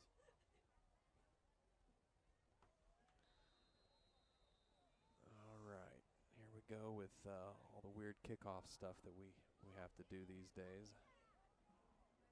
I think the special teams coaches have been just really creative in They the last have couple earned of, their They really they've have. earned their Oh, paycheck. we're going to go with a onside kick. You know what? Hey, That's good field that's position. Good field position, and we've got a kicker. We've got a kicker. Now he's struggling a little bit Kickoff tonight, but covered we've immediately got a by kicker number that can 33, knock Ben one in Lyons. from about 35 yards. So that means we need to pick up about About 20, right? 20, 25 yards. Yep. So if we can get the ball down to the probably 20-ish yard line. Yeah, somewhere in that area, I think Logan would Deer have a Creek shot has at it. 1st and 10. We have Ball at their own 47. one timeout left. Clock stops on a first down. This is a different formation. Here we go. We're going to go 5 out. Okay, Five we're going to wide. have some weird stuff happening here. And timeout. Choctaw. Choctaw didn't like that. Coach so- Corbin over there says, "Wait They- a minute, what the heck? We And- haven't seen that." And that was big. Daxton Byers He's out there. sprinting wide to lead the formation there. So he had his moment to shine. Now do you stick with the play or Max not? Preps? There are 2 Daxton Byers. One is the Uh-oh. offensive lineman that we know and love. That's Okay. 295 pounds. All right. And but then there's another Daxton Byers on Max Don't Preps. Okay. forget, ladies and gentlemen, at Tight halftime, end. We will recognize our seniors. How do you like from that? Bryan Okay. Cross Tight Country. end. So maybe at one He- time in a He was in the eligible receiver position on that particular play so who knows? because he was the last lineman on the field. He was the last guy on the line. Yep. He was uncovered and he was. And he got- and boy, did he get out there quick. Yeah, he You did. got to love it when those offensive linemen hustle up to a spot. So no time off the clock there. 36 seconds left before halftime. Huska's got the ball, quick out route. and he's found Paxton Gary, who is Attaboy. going to be close to a first down. And if he gets the first down, the chains Clock they stop still for the running. chains. All right, we're going to stop the clock. I think they're going to try to All right. measure this. I don't know. The linesman there. They're going to look at it. I don't think he has it, but we're going to need to spike the ball. That's what Coach Stanley is telling Yeah. Mr. Huska to do. So the referee came all the way over to look and see that it wasn't going to work. Choctaw 44. So here's your spike. There you go. Remember 19 seconds left in the the. famous fake spike touchdown pass from about 20 years ago. Do you remember that? I think don't it was Dan Marino that did it. I Fake don't remember. Was he only 20 years ago? Maybe 25. Third Good down, old Washington. Tamarino. Speaking of just taking a knee, the end of the Oklahoma State-Texas game this past weekend. Did you see that footage? I try not So, to watch Texas. Yeah. in So any way Oklahoma State possible. goes to kneel the ball, and one of the Texas defensive players just wasn't going to take it, and he Oh, was full on there, full court look. pressing. So back to our Oh, game here. look, So look at Huska Axel. Look at Axel. Huska scrimmage runs up the line of scrimmage. Axel Welch was wide open in the middle of the field. Nobody within 10 yards of him. Huska does get the first down and gets out of bounds, so the double clock stop rules. Let's watch this. We can get it on the 13 seconds to go. Here's our scrambling replay. to his left. You see him. Now, what you don't see is that he is, Axel. yeah, a nice run by Huska there to get the first down. 13 seconds. All we need is about 10 yards, and we can give Logan a shot at it. Looking for Burright, I believe. And we have another late hit on the Yellow Jackets. So Burright's pass falls from Huska to Burright, and We're they're gonna only have got two. And Okay. wow, the referee had enough because that flag went really high. That's 30 yards of. So that's going to be field goal penalty. position. Absolutely. There's 9 seconds left. So apparently number 28 for the Yellow Jackets. Let's get a name here. Mason Bussell, middle linebacker and a senior, for crying out loud. I guess he gets called for the roughing the passer. And then he had a few probably choice words He to say to disagreed with the referee's call, I think. He said, "Sir, I don't believe you made the right call there, sir." Just don't say that to the referee with the white hat on. All right, we're at the where are they going to put us at the 25? Looks like we're at the 20. Oh, we're going to get some more yards. It's like Christmas. Okay, when do you bring Logan in? Are you going to go one time to the end zone? So the ball is on the 13-yard line. Got 9 seconds left. So by my unofficial counting, we got a timeout, correct? Right. Got a 30-yard kick here. So why not Take try a shot. a Beers Wildcat right here? Try I think we're going to look at watch Axel, see if he can slip through. Nice So pass, pass right in is the end zone, complete. touchdown, See, Mr. Childers. That's why you go for it. What my second call was going to be was that one. Now, so that's some clutch play by the Antlers. absolutely. And helped Thank you out for by the big penalties. That's right. Now, Axel was triple teamed. I mean, that's usually his route, you know, that quick slant into the end zone. And he had 3 Yellow Jackets around him. And that left Childers one-on-one, and he gets inside leverage and made a terrific He made a great terrific catch. Let's check it out His if we catch can. was excellent. So the extra point looks good, is good. Let's see if our – yep, here we go. Let's take a look at it. Zips it in there and makes a great – that is a great backhand catch with his left arm as he was going to his right. Wow, great catch. So, brilliant play. And like you were saying a minute ago when it was 4th down and goal to go down here for the Yellow Jackets, kind of if they can get the touchdown here, it's going to set the mood for halftime. Absolutely. And that's the mood setter right there. Yeah, Big touchdown, 5 seconds left. 21 points here in the second quarter to Choctaw's 3. We're going to feel pretty good about ourselves going in. At home, senior night, Choctaw's a little bit in disarray right now, especially with senior linebackers mouthing off to the referee. Just can't do that. No, you gotta keep your cool so that I can trust you as a coach to make the plays you need to make. Right. And if you've lost your cool, then it's harder for me to trust your decision making on the field. We have our parents lined up down on the track for more senior night activities at halftime. And number 20, Blake Muse. Which longest halftime in the world ever last weekend. I've heard about it. West had a long halftime. They had a full band performance, plus all the band halftime parent introduction things. I mean, it was really long. All right, so everybody does a little bit different on their senior that's night. right. You know, it's just all got your traditions. a little pooch right there to.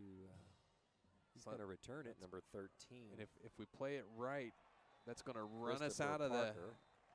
run us out of the first half of play. So there you go. Great second quarter for the Antlers. Great second quarter. A lot of momentum, a lot of enthusiasm. The boys in blue. 21 points in the second quarter for your Deer Creek Antlers, and they take a halftime lead over Choctaw, 21-17. Set your timers for about 20 minutes, and we'll be back.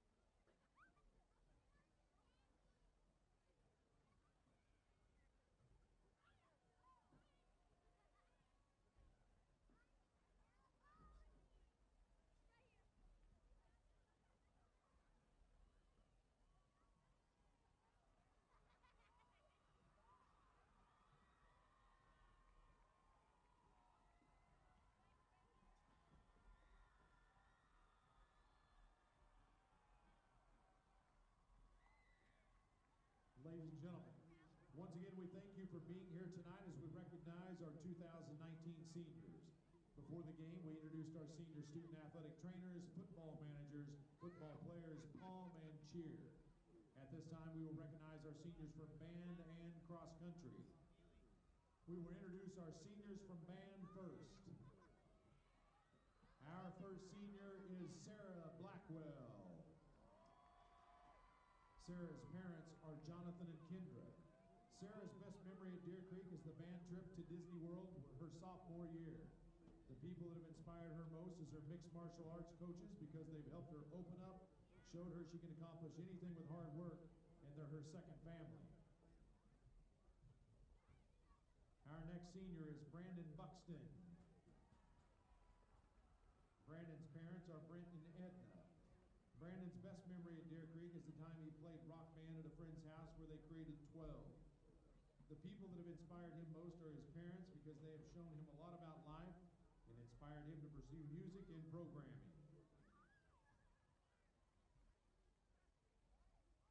Our next senior is Angie Dovalina. Angie's parents are Mike and Elia. Angie's best memory at Deer Creek is marching in the rain freshman year. Dark side of the moon, baby. The people that have inspired her most are her parents because they have pushed her to be better, taught her and helped her to want the best for herself. Our next band senior is also being recognized as a cross-country senior is Logan Harris. Logan's parents are Michael and Kelly. Logan's best memory at Deer Creek is running into the mailbox. The person that has inspired him most is Mike Turner because he showed him what it's like to have a caring father. Our next senior is Lana Hinsdale. Lana's parents are Myron and Zaina. Lana's best memory at Deer Creek is when she got her hand slammed in a car door and ruined her brother's senior night. The person that's inspired her most is Dr. Shivago because he inspired her to forever hate Russian contemporary literature. They're all reactionary. I love you, Lana! Our next senior is Kel Hunter. Kel's parents are Bruce and Chris.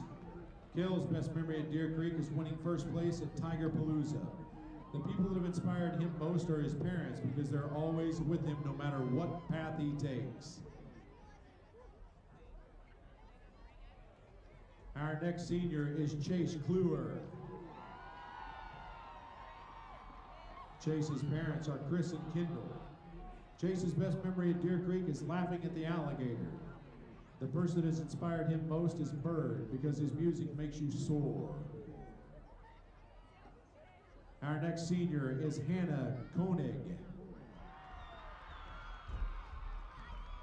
Hannah's parents are Paul and Patricia.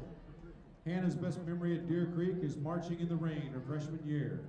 The people that have inspired her most are her parents and friends because they push her to do the best of her ability, whether or not she wants to. And they continue to support her when she's being a terrible friend. Our next senior is Jaden Pongo Oldham. Jaden's parents are Jeff and Dominique. Jaden's best memory at Deer Creek is waking up the alligator. The people that have inspired him most are his parents and Mr. Cassidy because they are always there to help him and encourage his passion for music.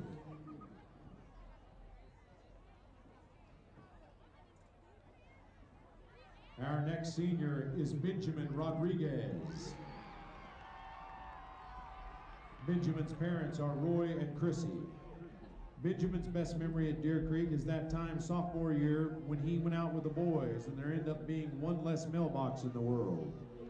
The people that have inspired him most are his parents because they've worked non-stop to give him the life he has, despite the struggles that have come along the way.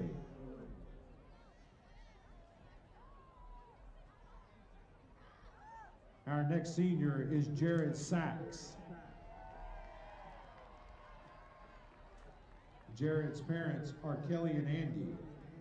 Jared's best memory at Deer Creek is when the band won first place at Tiger Palooza. The people that have inspired him most are his friends and family because they have made him who he is today.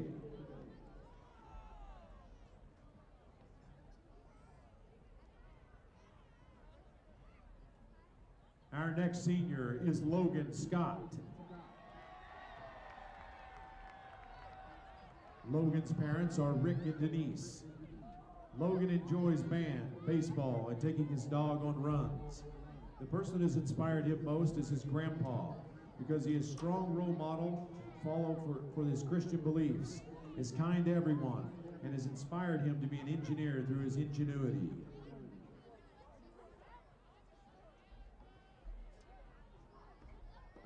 Our next senior is Ethan Somantri. Ethan's parents are Dady and Irvintha. Ethan's best memory at Deer Creek is joining jazz band. The person that has inspired him most is his dad because of his hard work and dedication.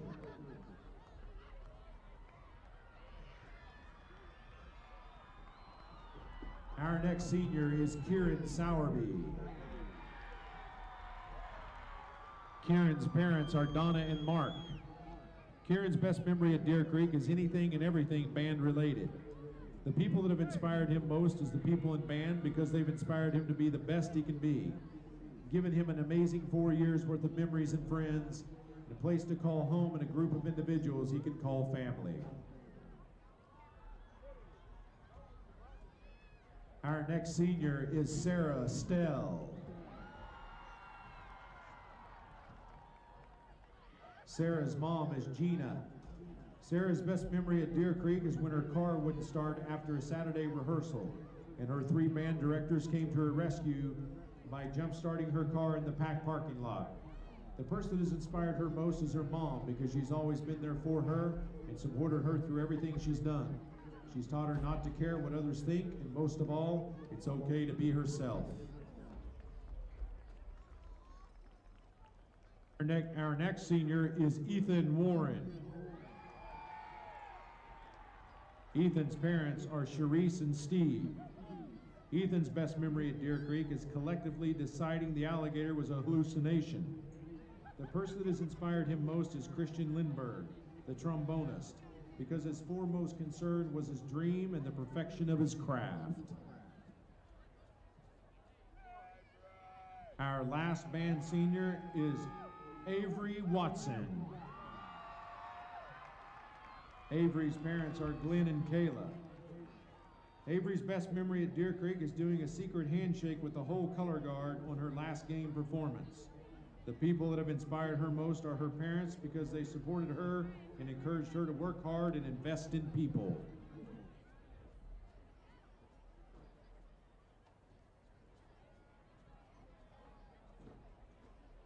Now to introduce our seniors from cross country. Our first senior is Melina Anderson. Her parents are Kevin and Cheryl. Melina's best memory at Deer Creek is winning state with her cross country team. The person that has inspired her most is her friend, Samantha Wynn, because she loves so largely and has a God-honoring creative mindset and invokes inspiration. Our next senior is Jordan Brown. Jordan's parents are Terry and Carla. Jordan's best memory at Deer Creek is winning state with her cross-country team. The person that's inspired her most is her mom because she pushes her to be a better person and helps her grow in her faith. She loves you, Mom. Our next senior is Savannah Bergen. Savannah's parents are Tom and Lori. Savannah's best memory at Deer Creek is racing at conference with Haley Edlin in swim caps and goggles.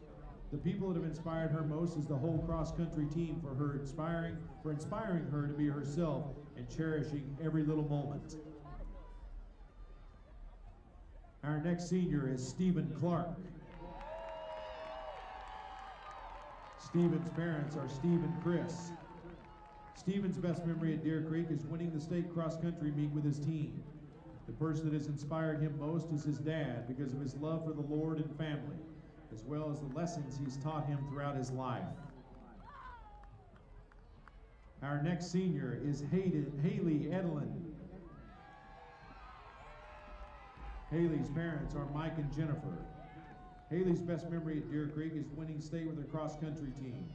The person that's inspired her most is her older brother, Colton, because he inspires her to be her best and pushes her to her limits.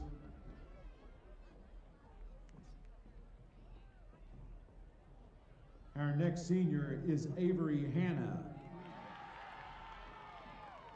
Avery's parents are Brad and Sherry.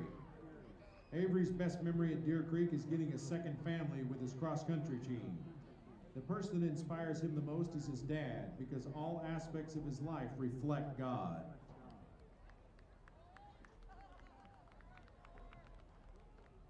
Our next senior is Logan Huff. Logan's mom is Tiffany. Logan's best memory at Deer Creek is meeting everyone in cross country and being a part of Ryden's Rangers.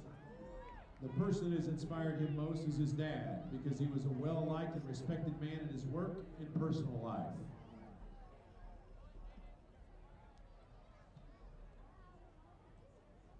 Our next senior is Maddie Jacks. Maddie's parents are Chris and Monica.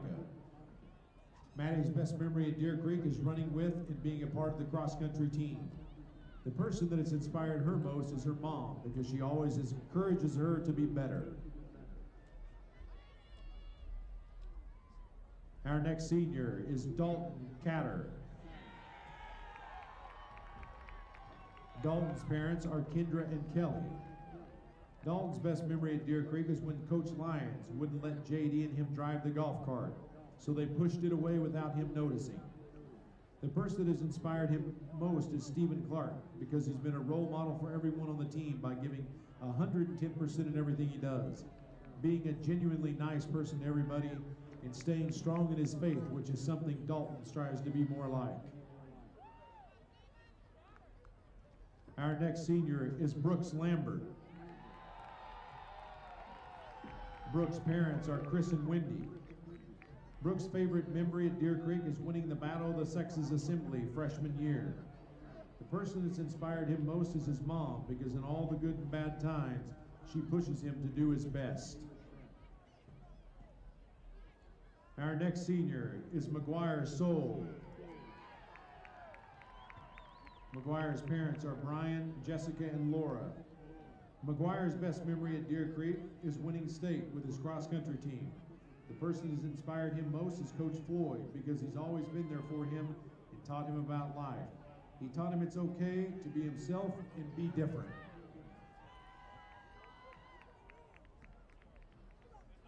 Our last cross-country senior is J.D. Tatarian.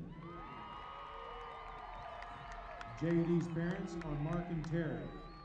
J.D.'s best memory at Deer Creek is when Coach Lyons wouldn't let him or Dalton drive his golf cart, so they pushed it away without him noticing. The person that has inspired him most is his mom, because she's been his #1 fan since day one.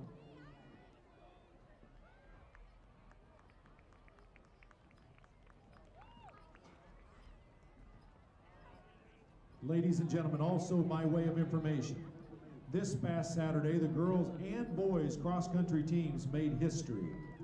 The state cross-country team meet was held at Edmond Santa Fe High School. And in the span of about an hour and 15 minutes, the girls and then the boys both won state championships. Winning a state championship is accomplishment enough, but they won the first 2 OSSAA Class 6A state championships in Deer Creek school history. The girls' team consisted of Aubrey Byers, Ivana Viney, Kendall Edlin, Jolie Strong, Mia John, Addison Miller, and Emma Sawatsky. The boys' team consisted of Stephen Clark, Drake Wagner, Jack Reed, Gilbert Velez, Landon Herod, A.J. Antonelli, and Hayden Wolf. Congratulations to the entire cross-country program for the historic accomplishment on Saturday. And once again, congratulations to our seniors in band and cross country.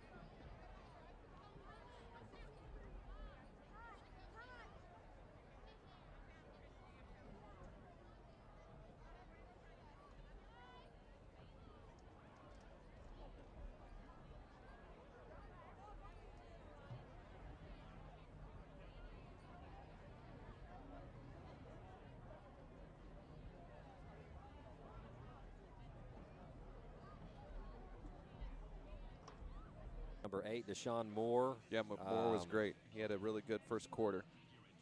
Number 49, Isaiah Sumlin. But the real star for the Yellow Jackets was Gabe Johnson, number 3. He had the initial pickoff. He scored on a touchdown pass and picked up some pretty nice yards on a couple of deep passes later on. So he had one catch ruled out of bounds, which in the end zone there, which was good for us. But good for us. But yeah. his skill was demonstrated through that as he maintained focus on that ball, and it came in and it got bobbled around, and he managed to catch it. He just wasn't able to catch it in bounds. He's been a good player for them tonight. Deep onside kick to, looks like number 12 over there for the Yellow Jackets. That would be Cole Smith. And they do the old fair catch thing. So they'll get the ball on the 34-yard line to start the second half. Now, Deer Creek, on the other hand, it took us a while to kind of get our motor going, but it all started when Dylan Beers came in at running back and had a couple of nice runs, ran over a Yellow Jacket, and it just seemed like something after that. Everything just kind of sparked, and we started playing well, and we hit a couple of big plays for 2 touchdowns, and then the one just before halftime, that was huge as well. There's Moore again. He's been the workhorse for the Yellow Jackets. I find that interesting, Scott, in that he is getting all the touches, but the leading rushers is Corey Williams and Blake Muse. Both of them have over 1,500 total combined together, have 1,500 yards rushing. So Williams came in, midway through the second quarter, and I thought he was the one that looked more deadly, just the way he carried himself around. But Deshaun has 88 carries for 453 yards, 5.1 yards per carry. Yeah, and that's he is no getting small pickles either. He's getting the lion's share of the touches here. In fact, he picked up a first down. There he is again, and he's running behind big Isaiah Sumlin right into the interior of our defense. So just like that, the Yellow Jackets moved from about the 30-yard line up to the 50. Number 29, Dylan Beers. There's Gabe Johnson splitting out to the right with Sumlin and number 5. We haven't called his name tonight, Caden Young, who's a senior. I don't think they've thrown it to his direction tonight.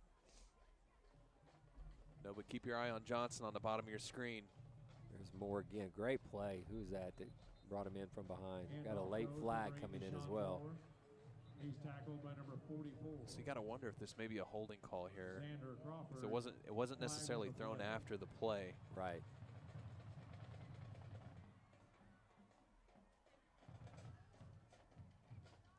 Personal foul. Oh, it was late. So, and that's been a couple on Choctaw tonight. If you were going to have a knock on their play tonight, it would be a couple of those personal foul. Yeah, keeping your cool and not losing penalties. Your mind there. They had their linebacker basically had a meltdown with about 13 seconds left to go. And it gave us basically the yards that we needed to get the touchdown. Right. It was a great catch made by, was it Childers, I believe? Yes. Made the touchdown catch, and then, but it was the compounded double, the unsportsmanlike conduct, and then the roughing the passer. So So that penalty, whatever it was, is going to back up Choctaw at least, 15 yards and be, what, 2nd and 25, I believe, or 20? 2nd and 20? Mercy. Self-destruction there. Yeah, that can hurt you. That can hurt you when you have a penalty like that. And we've also had the, what down is it? Yeah, we did have that. We almost had the 5 down situation. White hat just blew the whistle and pointed 2 up to the scoreboard. Just make sure everybody knows that he knows. All right, good deal. All right. Nice so Tad Williams rolls to his left. He's got a receiver down the field. He made a nice route. Number 11, Zane Coleman, senior. He did another what we call snake route, out and up, and he got behind Paxton. Paxton again kind of got caught, but he closed the gap pretty well, and luckily no harm, no foul. You know, Tad Williams, the quarterback for Choctaw, he's close. He's not far off on some of these deep passes. He's not very consistent with them, but he's not missing by much either. That's right. And I think he's just a sophomore, is he not? So he's only going to get better, you would think. Oh, I thought Mr. Beers almost had him a pick 6 there. So that pass was intended for Coleman. Williams is a junior. That's right. Okay. So he still have another year. But great play by the senior middle linebacker / running back / igniter of all things momentum. You know, he's just, since the first week, I've just really have liked that kid. Yeah, he's done really well. He sniffed that out. It was sort of a wide receiver screen there. So Choctaw is going to punt the ball away. That's Paxton Gary deep to receive it, but doesn't really get to him. A little backspin on that ball. So down at the 34-yard line. Coach Stanley is looking for somebody. He wants that football, or no, he wants water. Oh, he's trying to get Dylan Beers a drink of water. You gotta gas. You gotta love that. You gotta gas up the. Is absolutely running up and down the sideline, and we're thinking, oh man, what's the deal? What's happening? He's looking for a water bottle for number 29. Dylan Beers is going out at running back. You gotta love high school football, man. That's right. Just love so here's Dylan Beers going some Iron Man here in the backfield with Huska, and who else has the ball? Oh, they stunned that time. And they were ready that time. Great play by number 16, Braden Harper. Came in from the outside linebacker spot. So they were ready for Dylan on that play. We do a little wildcat here. Loss of 2 on the play. 2nd down and 12. Nope. There's Huska's still in there. So Beers is in the backfield with Huska. Got 2 wide receivers at the bottom of your screen, 1 at the top. Well, they just tipped their hand. They're going to bring both linebackers from the left side, it looks like, on a stunt. Yep, here they come. Here's a nice little hitch route. Great play. Ooh, great read over there. Had single coverage. Number 19 for the Antlers, Will Hinton, sophomore. Had a nice year so far. Gavin's been on the money tonight with his throws. I don't think he's had a bad throw yet tonight. His receivers have had a chance to catch every single ball. They haven't, but they've had opportunities to. Now, there's been a couple balls that maybe could have been a little closer to the body of the receiver, but he's thrown the ball deep tonight with accuracy, and that has helped. That was Will Hinton's 7th catch for the year. He's averaging about 7-8 yards a catch, and that's about exactly what he got to get the first down. Beers into the thick of things. He's going to pick up about 4 yards, 3.5. Tackle made by number 16. I know Dylan can't be on the field for every play, but dang, if he doesn't make a difference. He does. He really does. Gain of 3. So Axel Welch is back in. He's going to be tight end. He's going to be the tight end at the top of your screen. They like to run him right down the middle sometimes on that. You gotta wonder. He's got man coverage over and someone over the top, which means Burright up there on the far right is by himself. Ball to Beers. Beers makes a nice run, gets down close to a manageable 3rd down. Well, the way all the receivers looked over here for the check with me that time, I thought for sure they were getting a route call. Yeah. From the sideline, because even Welch, who was blocking that time, was looking over here to see what's going on. Looks like we got 3rd and about 3.5, maybe 4. manageable. Still surprised. I'm kind of jumping around here, but I'm surprised we haven't seen Lamoris Davis. Yeah, I'm wondering if doesn't have a nagging injury here. He's got his helmet off over on the far right, standing next to one of the coaches with T.J. Porter right next to him, and number 18, Josh Bakari, who the three running backs are all standing together over there. So I wonder if he's nicked up a little bit. It looks like he's got a well-taped up left ankle. I see it, yeah. I think you're right. And I mean well-taped, so he may not be 100%. Which that's frustrating when you put together a season like he's done. He's been good out of the backfield, both running and catching. Absolutely. And you just hate for a kid to get injured. I mean, it's just been a nagging thing all year long, from week 3 to week 10. Yeah. He's just been battling it. But really, for most of our injuries, it's been just a week or two that the young men have been out, except for Dylan Diaz. Yeah. He picked up a knock that he's fortunate that he's not going to have some sort of major surgery for. Right. Wasn't the bad ACL tear. It was just the medial collateral, I believe is what he said, if I remember right, which is a little bit more manageable as far as rehab is concerned. And so Deer Creek wants to make sure they have the call right here. They use that timeout. It's going to be 3rd down and about we got big 3 yards to go here. They put in Xander Crawford there. They got the beef in, the Wildcat. Up, look out. with Oh, some look at Parker. dipsy-do. He is wide open. There it is. It's going to be if Hot if dog. Johnson can't catch it. All right. You're not going to catch Parker Johnson. We saw his speed in the first half. Wow, what a great play. So the dipsy-do pays off for your Antlers. I mean, everybody in the stands thought that was going to be the Wildcat, and he flipped it back to Huska, who fired a strike to 44-yard pass. Parker Johnson, walking down the middle of the field, basically, on a stroll. Catches the ball, touchdown. Choctaw, I believe, was ready for some sort of trickeration on the run game, but they were not ready for Huska to throw it. Let's see if we have this on Antler Vision slow-mo replay. Let's check it out. There it is. Yep, flip it back to Huska. Huska finds Parker wide open. He's 5 yards ahead of everybody. Touchdown. Great call, Coach. Excellent Stanley. call. Excellent Coach call. Paul and Coach Stanley both really got into the bag of tricks there. And that puts a little breathing room between us and the Yellow Jackets. Well, now. and if you were to scout Deer Creek and you watched them out of their Wildcat formation, you know it's going to be Beers up the middle, or Beers just a little to the left side of the line, or Beers just a little to the right side of there. They haven't done anything with Huska when he's come out wide in that formation. No. And sometimes Huska comes completely off the field. Right. So, honestly, Choctaw followed their scouting report. I agree with you 100%.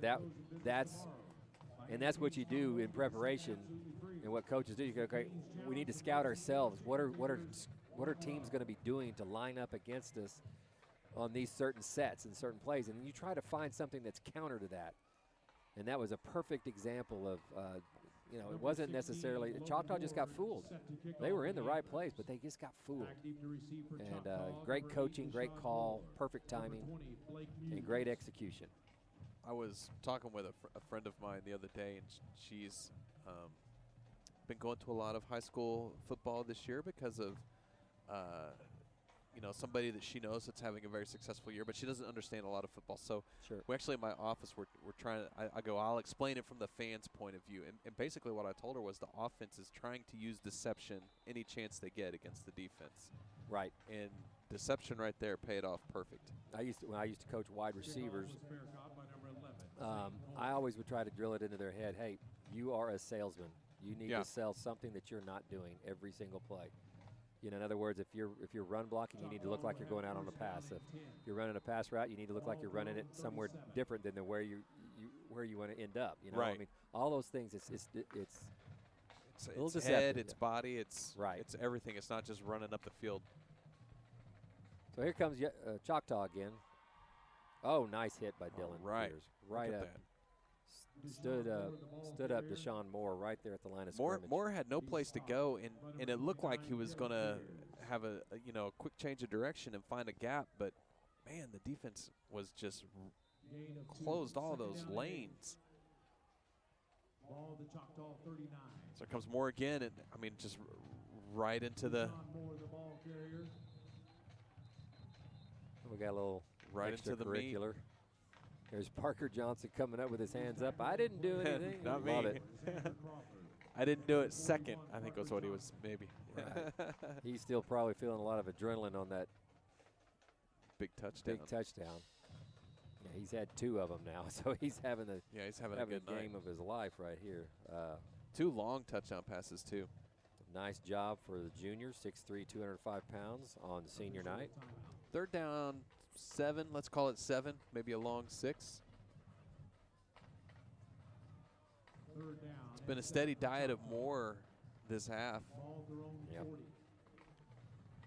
They see something in him that, you know, the 453 yards he had coming into the game is obviously deceptive because Right. maybe the other 2 backs got their yards early on, and lately it's been more. Obviously, it has to have been because He's been the workhorse he tonight has, for them. absolutely. So Thad Williams looking to go to the air, and he's going to get caught in the backfield. Oh, yes. And that is a great defensive play. That's a good thing because Mr. Johnson, Gabe Johnson, was one-on-one with Burright, and he had a step or 2 on Jarrett. So good thing that we had great pressure on the quarterback, because that would have been a tough play to defend for Jarrett. Great defensive call, and I believe that was Dylan Beers on the bottom of that pile. That kid, he better not be graduating. Oh, man, it looked like that ball was going to hit one of our players just trying to get out of the way there, and it didn't, so that's good. So short punt, great field position for the Antlers. Maybe we can get it going again and put this baby away. Right now up 11, 2 possessions. They can pick up another score here. That'll really put some pressure on Choctaw. And I don't want to take anything away from how our team is playing on the field, but the drum corps down here, they're coming back for another encore. This is like the 5th encore. That's great. I mean, they just keep going away and coming back out and beating those drums. So good job, percussion. You just high school, college football games, just so fun. All right, so who else? Dylan Beers and a couple of flags. Couple of flags.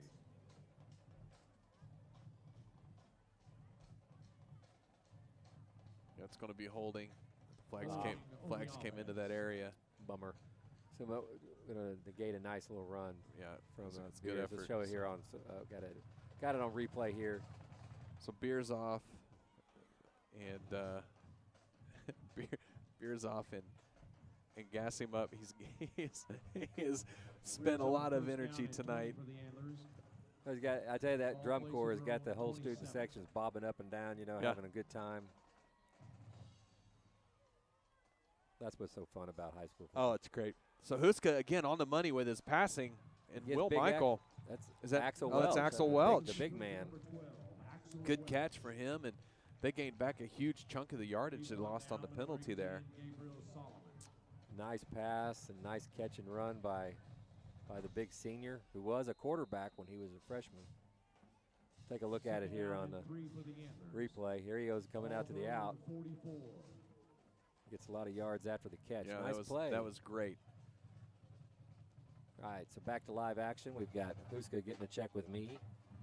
Got 2 receivers to the right. TJ Carter in the backfield. Oh no, there. And Gavin guess who?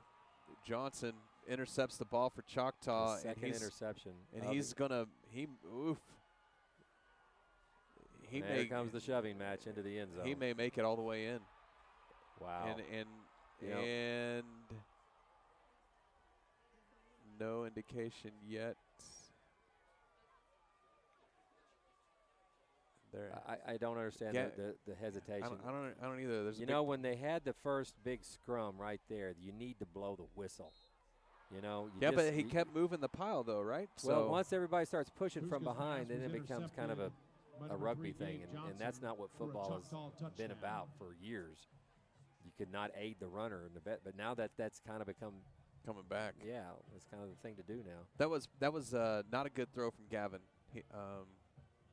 Johnson was in perfect position to make What the a play on that ball. playmaker. That kid is a playmaker. I'm telling you, I'd Just take him on our team. every day. I mean, he just finds ways to Yeah. get things done for his team. Yeah, he's been really good tonight. He may have been dinged up over there. He's walking around like he's got, with all those guys around him, and then he falls down with all that. That was a lot of That's humanity probably in a lot one of spot. weight over on him. So the extra point from Dunning is good, and what looked like was going to be a great drive for Deer Creek turns into tragedy as Choctaw gets a pick 6, but a hard-earned pick 6. So see how we bounce back. We got 4:38 to go in the third quarter, and now all of a sudden the momentum has flipped. Sure has. To the other sideline, and we had the big run and catch and run by Welch, and looked like you said, it looked like we had things going our way, and we threw the pick. Well, we were just slightly out of sorts on that drive anyway, because you had Dylan with a great about 7-yard run, and that was negated by penalty, which then led to Axel's big catch.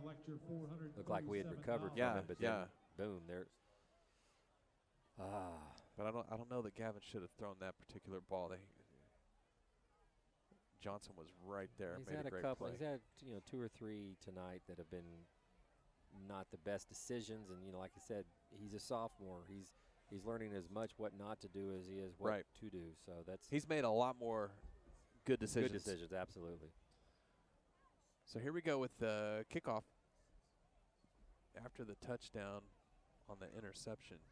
And we've yet to see a full field kick, so I don't know what's going to happen here, Rick. The anticipation, it's overwhelming. What to do? I would imagine this is going to go somewhere around the 20-yard line. I see one guy just try to blast it out of the end zone. Yeah. Give him to him on the 20. But okay, now Choctaw took a run up this time, so that's been different. But it's a line drive right to us, and that's usually not a good thing because we can get. So that's Burright, and if he can make the corner, he can't. So Burright's brought down at the 25-yard line, and he was tackled by Mr. Young. Down in Del City, we have a tie score, 14-14. Fourth quarter, just started the fourth quarter. Okay. Stillwater and Del City battling it out. Is that for the top spot there? I think Stillwater has a game up on Midwest City. Okay. And but I think they have the win over Midwest City. So if they that's both the tie, tiebreaker. it'll be a. I think they're probably going to win the district. I'm not 100% sure on that, but. So you're going to have a block in the back penalty against against the Antlers here, so they're going to have to work the whole field to get their points on this one. It's about 4.5 minutes left here in the third quarter. And Midwest City is having no problems with Putnam West, so it will be interesting how that all plays shakes out. Yep. All right. Enough of the other. Let's get back to our game. It's turning into a heck of a game. So we got us the Thrilla in Manila. A nice little great block in there by Axel Welch. He was the lead back on that. He runs that shallow slot right in the interior of the line, and he just turns into what we used to call a fullback. Right. No such thing as fullbacks anymore. No, you don't have those. Those animals don't exist. They went by way of the dinosaur. So beer's on the carry. But if you see where Axel lines up, we call it an interior slot. And there he is running a little out route. He's wide open. Yep. That's a good tackle there. Good play, good catch. So Welch. And he was wide open when he came into his route there. They're going to say it was incomplete.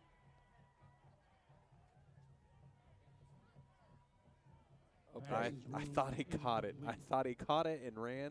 Well, and then got tackled, but I could be wrong. He caught it, and he was hit right in the legs as soon as he caught it. And this crew is struggling tonight. They are having some moments. Delayed calls. We've had 2 touchdowns that were delayed. Had to have discussion and things like that. And then had a 5th down, almost a 5th down, But they did call the really close touchdown. Yeah, they were right on both of the 2. The non-touchdown to Johnson in the end zone, that was the right call, and the touchdown to Michael, Will Michael, I think it was. So Huska finds nice pass. See, that's the way to bounce back Yeah. after you throw a That's pick that's a six. good job. So that's Will Michael. Will Michael, yeah. And he hit Will. In stride. Gavin hit Will in stride, and you got to love that as a receiver when all you have to do is catch the ball and run. And he did. And I thought he might break loose. I did too. So the gain is good to the 40-yard line, almost the 41. It's going to be first down, We're gonna 10 yards to go. 3 receivers out to the right, and Axel will be isolated in a tight end on the left. Carter is off. Beers is on. He is Iron Man football right now, and he's got the call. Tried to see if they could take advantage of that side of the field where Welch was lined up as a tight end, but Choctaw had that well covered. Probably lost a half a yard on that. Second down and 10. So it'll be second down, 10 yards to go here for the Antlers. And you got the receivers. So Welch is off. He rotates out. Oh, nice pass fake by And Hussein. Gavin's he's got Burr right and just led Burr right by just a little bit. A great pass fake right there. He get a little head and shoulder fake, drew the defense in, and Jarrett ran right by him. Jarrett was not going to be caught either. So if that pass is a little less oomph, or if Burr was a little more oomph. Let's take a look how close this really was. I mean, great pass fake right there. Then just lays it up there just a little bit too much. Didn't quite just a bit. Camera didn't quite catch up with that one. But wow. That would have been a big play. That would have been a great play.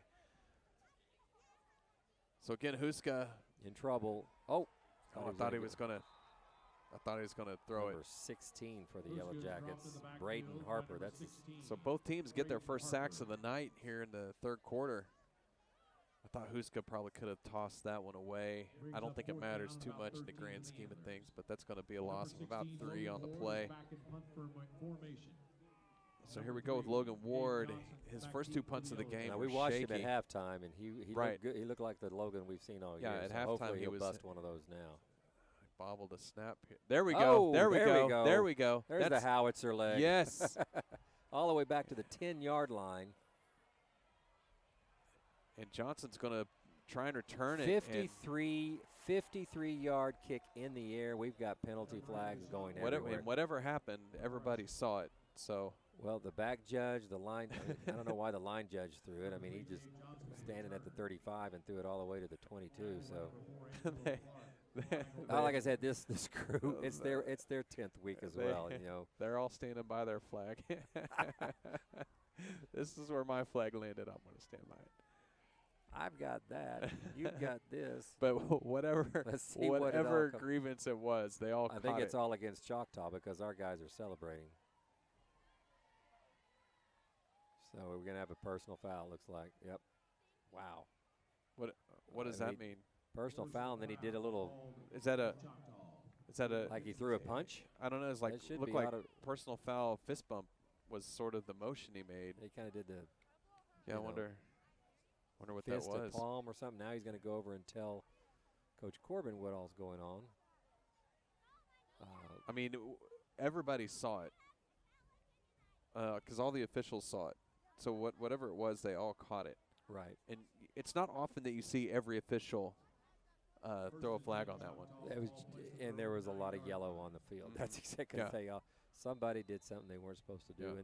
And I don't understand why Choctaw is losing their cool like this. They're playing well. They don't need to be doing that nonsense.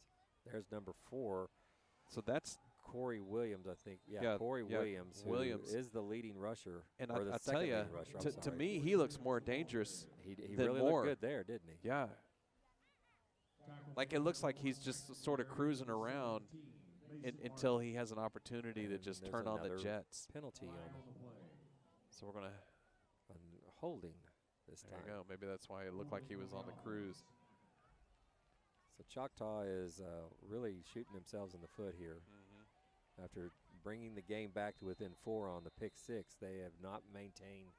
Their offense has struggled since the first quarter. Right. They really had it going in the first quarter with the 14 points. They were able to get the field goal in the second quarter, but they had to work for that. The touchdown drive they put together, that first one, Right. they didn't have to work hard. No. They had a rhythm going. They had their plays going. It was 3, 4, 5, 6 yards a play.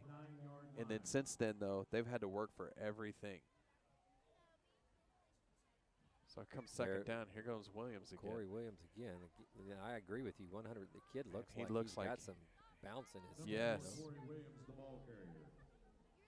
So I don't know if Moore is injured now. I see a whole bunch of Choctaw guys looking at looks like a TV set over there. watching a movie, it looks like. You know, I've seen a couple teams with a setup like that. Right. I wonder what they're doing. Well, they're hooked into a computer and they're looking at scouting reports and okay. things of that.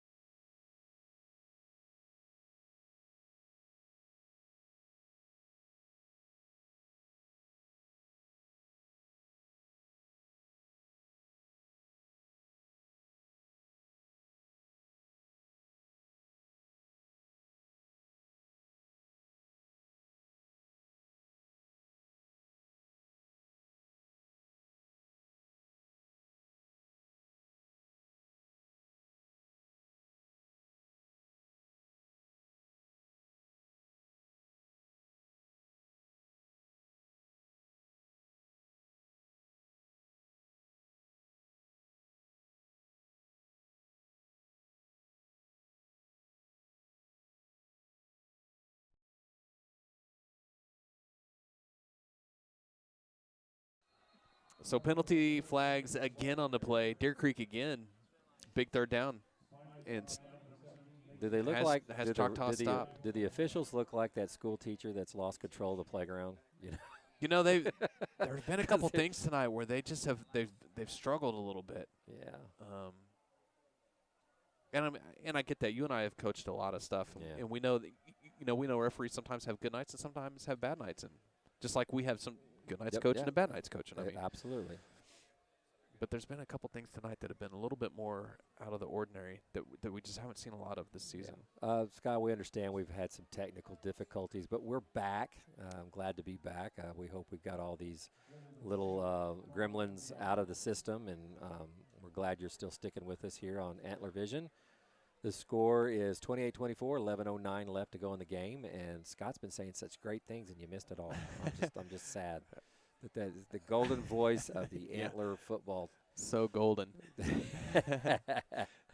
Real quick, I while will the never, officials I will decide never what be they- as brilliant as I just was. Midwest City leads Putnam West 43-0. Choctaw, oh, okay, that's us. Stillwater and Del City are tied at 21 Oh, late man, in the fourth quarter. That sounds like a fun game too. Yeah, absolutely. And so there's a lot of playoff implications for the top 4 teams where they will end up. Stillwater, Del City, Midwest City, and Lawton are all going to the playoffs. Just what order they go in is the question. And the other side of the 6A Division II, you've got Booker T. Washington, who I believe is, check that, I think it was, yeah, it may have been Booker T. was the leading the district on the other side of the state. But all right, well, anyways, back to So our we had game. an illegal formation, I believe, against Choctaw in that last play, and then a lot of discussion about what to do. And again, the down marker got moved around and into the wrong spot. So it's like it's week 1 in some ways. Yeah, there's a lot. It's a lot of similarities, including that, up here in our booth. Right. Like I'm just waiting to hear that. Get a We've had a couple of circus. technical issues up here as well. Yeah. So Wasps. well, yeah, we've had wasps. That should be something you see in And early September. Crazy looking insects looking not at in us late through the November. window.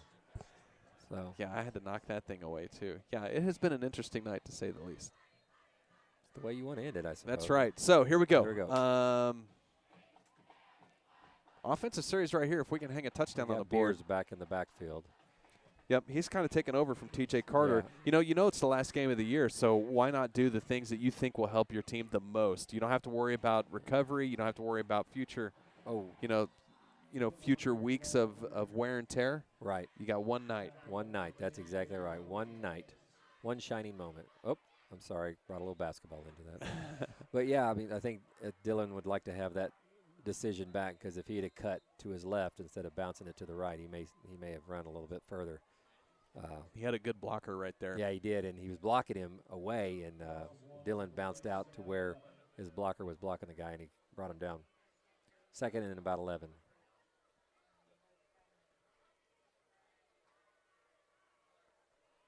I'm not. Well, so Huska's going to keep it on There we go. a. And that should be, again, he's sliding. You can't hit the guy in the helmet when you're sliding. And I don't know if that was a design quarterback draw or not. He Gavin didn't wait around too long Got to two survey. flags. 2 flags on the I field. think we're going to have a holding because the referee threw one. And then you have the umpire And then throwing one, which on the I on the thought slide. might have been on the slide. Yeah. And he's talking to Coach Stanley about what's what. So we're gonna Holding, have you were right. Holding holding. on us, personal foul. Oh, targeting. So they're it's gonna going to offset. We're going to play second down again. So the targeting rule in high school will be different than the targeting rule in college. Number one, we can't review it. True. Although we have the technology and the capabilities up here with To check it Antler out. Vision. That's right. Should we decide to do that. But the 2 penalties will cancel each other out on that particular play. So we're going to have second down, 12 yards to go. Beers has been your running back here in the second half. Oh. Gavin Huska had no place to go on that one. Yeah. Number 12, And, Cole Smith. Boy, Choctaw Caught stayed him in their just right. lanes on that pass rush. There was just Absolutely. no way for Gavin to escape. You know, this. I mean, we've said this a couple times now. This is just a great football game. Yeah, this is a fun one. It's kind of ebbs and flows, goes both ways. Momentum is swinging on one play. And this is usually when the big play happens, when it's, ridiculous distance between a first down and the line of scrimmage. It seems like it has yeah, tonight. we've seen 2 or 3 big plays out of. So this goes to Dylan Beers. He's going to be brought down. That Great was tackle. That was we don't want to turn the ball over play. Exactly. Great tackle by number 10, Gabriel Lopez. Thing about these Choctaw kids, they really know how to tackle in the open field pretty well. They've done a good job of it. They have. They brought down Big Axel a couple of times. It's just one guy. That's not easy to do. All right, last time Logan blasted one 53 yards in the air. Let's see if he can get that going again. That's a little more of a line drive, but it's the kind that can bounce. A good distance again. So we're going to have, what, 16 plus 22. That's 38 yards. Not bad for a high school kicker. His 2 second-half punts way better than his 2 Oh, first-half yeah, punts. Yeah.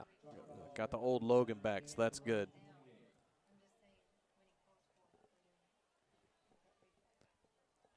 All right. Ball on the 28-yard line. First down, 10 yards to go, Choctaw.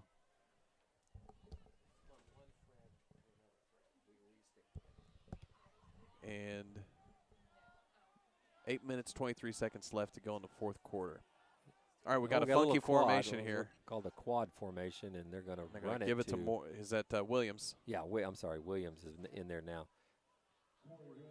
Something must have happened to Deshaun Moore because we haven't seen him, and it's hard to tell. Choctaw has a pretty big team over there, a lot of guys, and I'm not seeing if there's any work being done on number 8. Well, we don't have a good view to the backside of their bench. Right.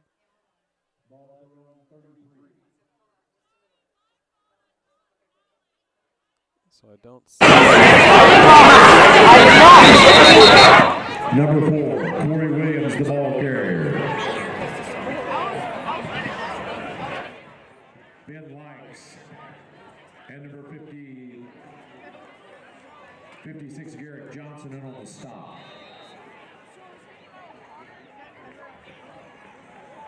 Brings up third down, about 3 for the Yellow Jackets.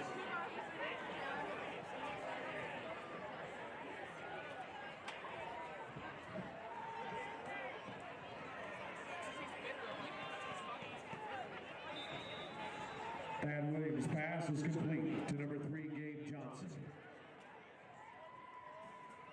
He's brought down by number 5, Jared Burright, number 17, Mason Martin. First and 10, Choctaw. Ball to Deer Creek, or correction, at the Choctaw 43. Number 8, Deshaun Moore, the ball carrier. Tackle made by number 54, Reed.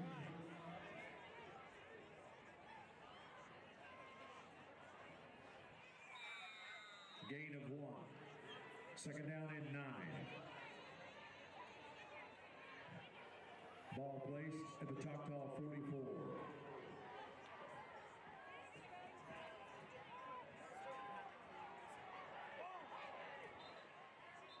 Williams' pass is complete to number 3, Gabe Johnson.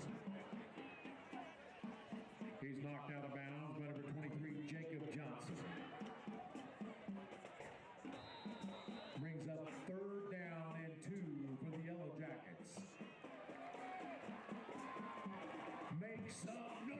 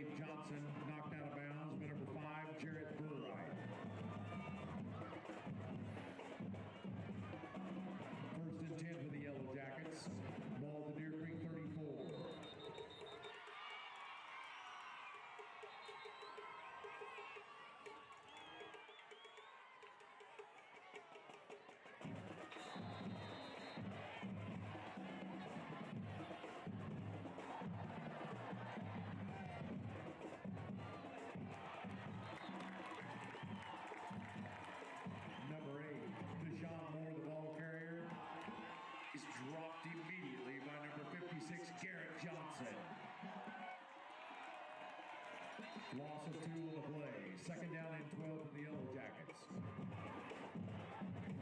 Ball to Deer Creek, 36.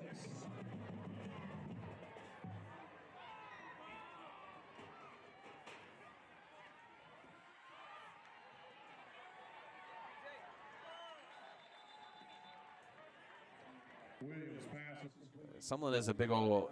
He's a load. I know. When you're looking at him on TV, he looks one way, but I'm telling you, being here in real life and putting eyeballs on him, he's a big kid. Yeah, I mean, you put Parker up against him, and Parker doesn't look very big against him, No. But he ran him down. Great job by 41. Here we go, 3rd and long. Third down, big play right about here. 7. So for number 3, he's looking at him. Oh, and he dropped it. Man, and that ball went right through Dylan Beer's hands, it looked like. And I think Dylan almost could have made a play on the interception, and that threw off the timing. Maybe, yeah. But Johnson, he did something we hadn't seen him do all night. Dropped That's the make ball. a mistake. Drop the ball. So you got to think this is 4-down territory here for Choctaw. So they got 7 yards to go. Less than 5 minutes to go in the game. 4:55 left in the 4th quarter. Sumlin and Deshaun Moore in the backfield.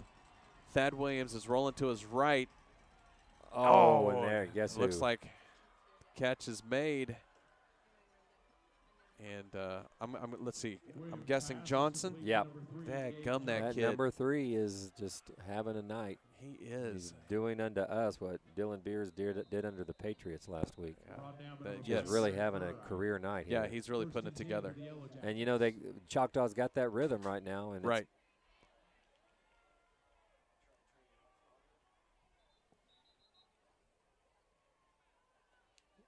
It's a little run and play there. Deshaun Moore on the carry. Number 33, Ben Light. About a 4-yard gain on the play. Again, we understand there's been some technical difficulties. We're back on. And I had another stroke of brilliance, but apparently it didn't get picked up again. So here comes Williams. Corey Williams, I'm sorry. Corey Williams on the carry. Corey Williams, the ball carrier. He runs differently than Deshaun.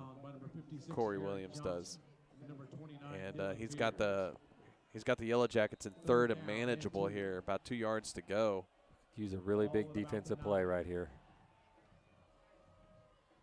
Both our interior linebackers are looking to Corey Williams is the running back, so Deshaun is out for the time being. And Corey Williams has the ball. Turning back. There he is. There it is. I don't think he got it.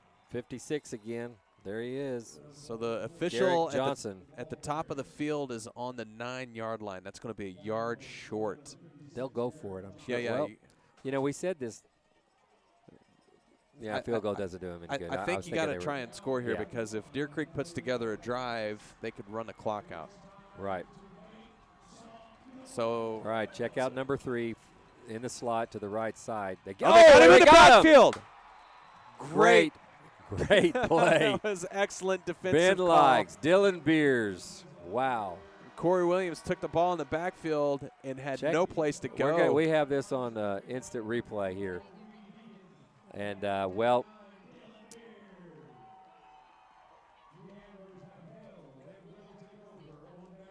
see if we can get this back. What a great play. 3:10 to go in the game. So here comes your replay. Here it is again. Big play. I mean, no place to go. We had two interior linemen up the field making contact before he even has a chance. So Choctaw does have 3 timeouts here, so Deer Creek can't go into total nothing mode here. Right. They got to get at least 1 first down, I would think, maybe 2. And if they can do that, we should be okay.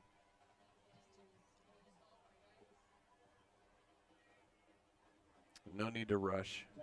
Right. There is until they start using their timeouts, there's really no need to be in a big hurry about anything. 20 seconds on the play clock. So that means Deer Creek doesn't have to snap it till about the 2 minutes and 30 seconds-ish. Mm-hmm.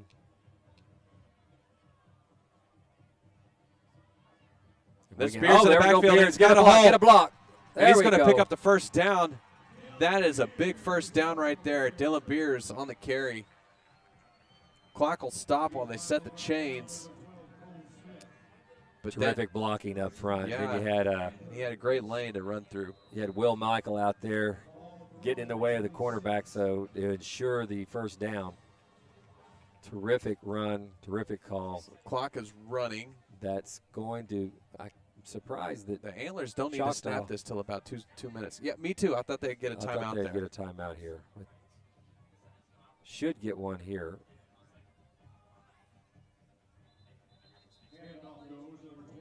So Beers into the pile. Coach, you don't get to take your timeouts home with you to Choctaw. Yeah, and Choctaw has not called a timeout yet, and the play clock, the game clock is under 2 minutes. Second down, 9 yards to go. It's not like they have to just kick a field goal. No, they have to score a touchdown. Yeah, they need all the points they can get. So it's going to be down to less than a minute and a half. 10 seconds left on the play clock. So back to Dylan again. The same call that got him the first down. Get just that a minute block, ago. Will. He's going to have boy. it. And Dylan Beers is knocked out of bounds and around the 47-yard line. Another big, strong run from him. Will Michael, number 15, again. Big block out there. This time he got some pads down on him, and Beers just ran right by him. I don't see it. Great play. I don't see a penalty flag down, but Deer Creek hasn't moved, so they're acting like it's a hold here. So dadgummit.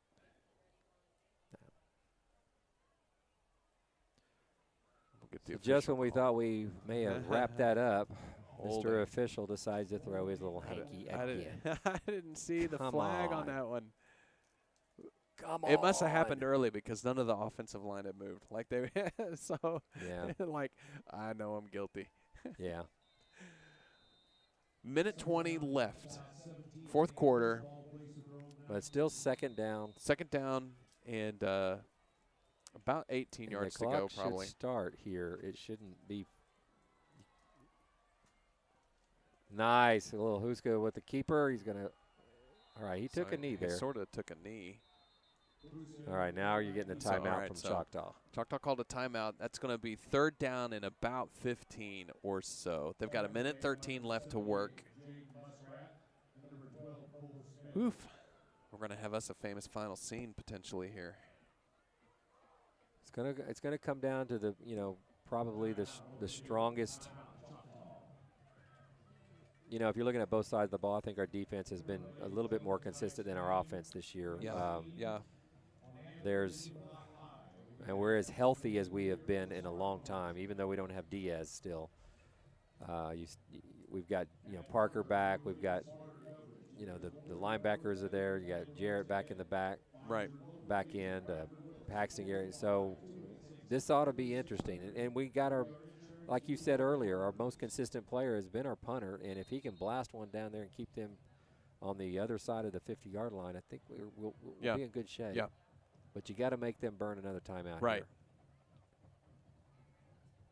15 yards to go to get a first down here, which if Deer Creek can get a first down, that's academic. So this will be a big third down play here. Probably going to, I'd imagine, call something safe. Yep, Dylan Beers. Give Dylan Beers the ball. Same play they've been And running. It's the play. Whoa! Wow. Nice.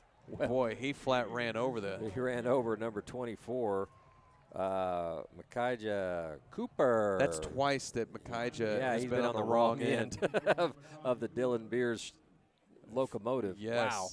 Now he did run out of bounds, which stops the clock. There's a minute 6 left here in the fourth quarter. Now Logan Ward has been really a great punter for Deer Creek this year, but he had a couple of bad kicks in the first half. So we'll see which one shows up. There we go. So nice this is little this is a spiral pretty over good the kick, top. and it's going to get get a little bounce. Yep. There Good we go. roll. Good roll. Good roll. Keep going. Just let it roll. Wow, that was excellent. Down to the 21-yard line. That killed a lot of time off the clock. That takes it down to about 53 seconds left. And 81 yards from here to there. You know what I'm saying? I mean, they've got a long way to go. You got to field that punt. I don't know what kids think anymore, or what coaches are telling their kids. You just don't see kids fielding punts anymore. I mean, that cost them nearly an extra 20 yards. Probably. Okay, you've got number 20 in the game, back in the game for So he hasn't been Blake in the backfield. Hughes. Yeah, he hasn't been in since the first So that's quarter. that's his first one. And there's First play in. So keep your eye on Johnson. and then there's Deshaun Moore. So Thad Williams looks Oh. for who else? Johnson. Oh wow, we almost had that. And almost had an interception, and then had Johnson that makes the play. Minnesota Vikings moment. You know? Johnson makes the play, and it almost eludes Burr right there. So that was potentially I mean, we tipped it. great and potentially horrible all at the same time. Right. Y'all that remember the Minnesota Viking miracle. So 43 seconds left to go. Thad Williams throws it not to Johnson. His target that time. Burright looks hurt. He's holding his side again like he did. Zane Coleman. And not Corey Williams. So, or not Gabe Johnson, which has Right. been the hot flavor tonight for Choctaw.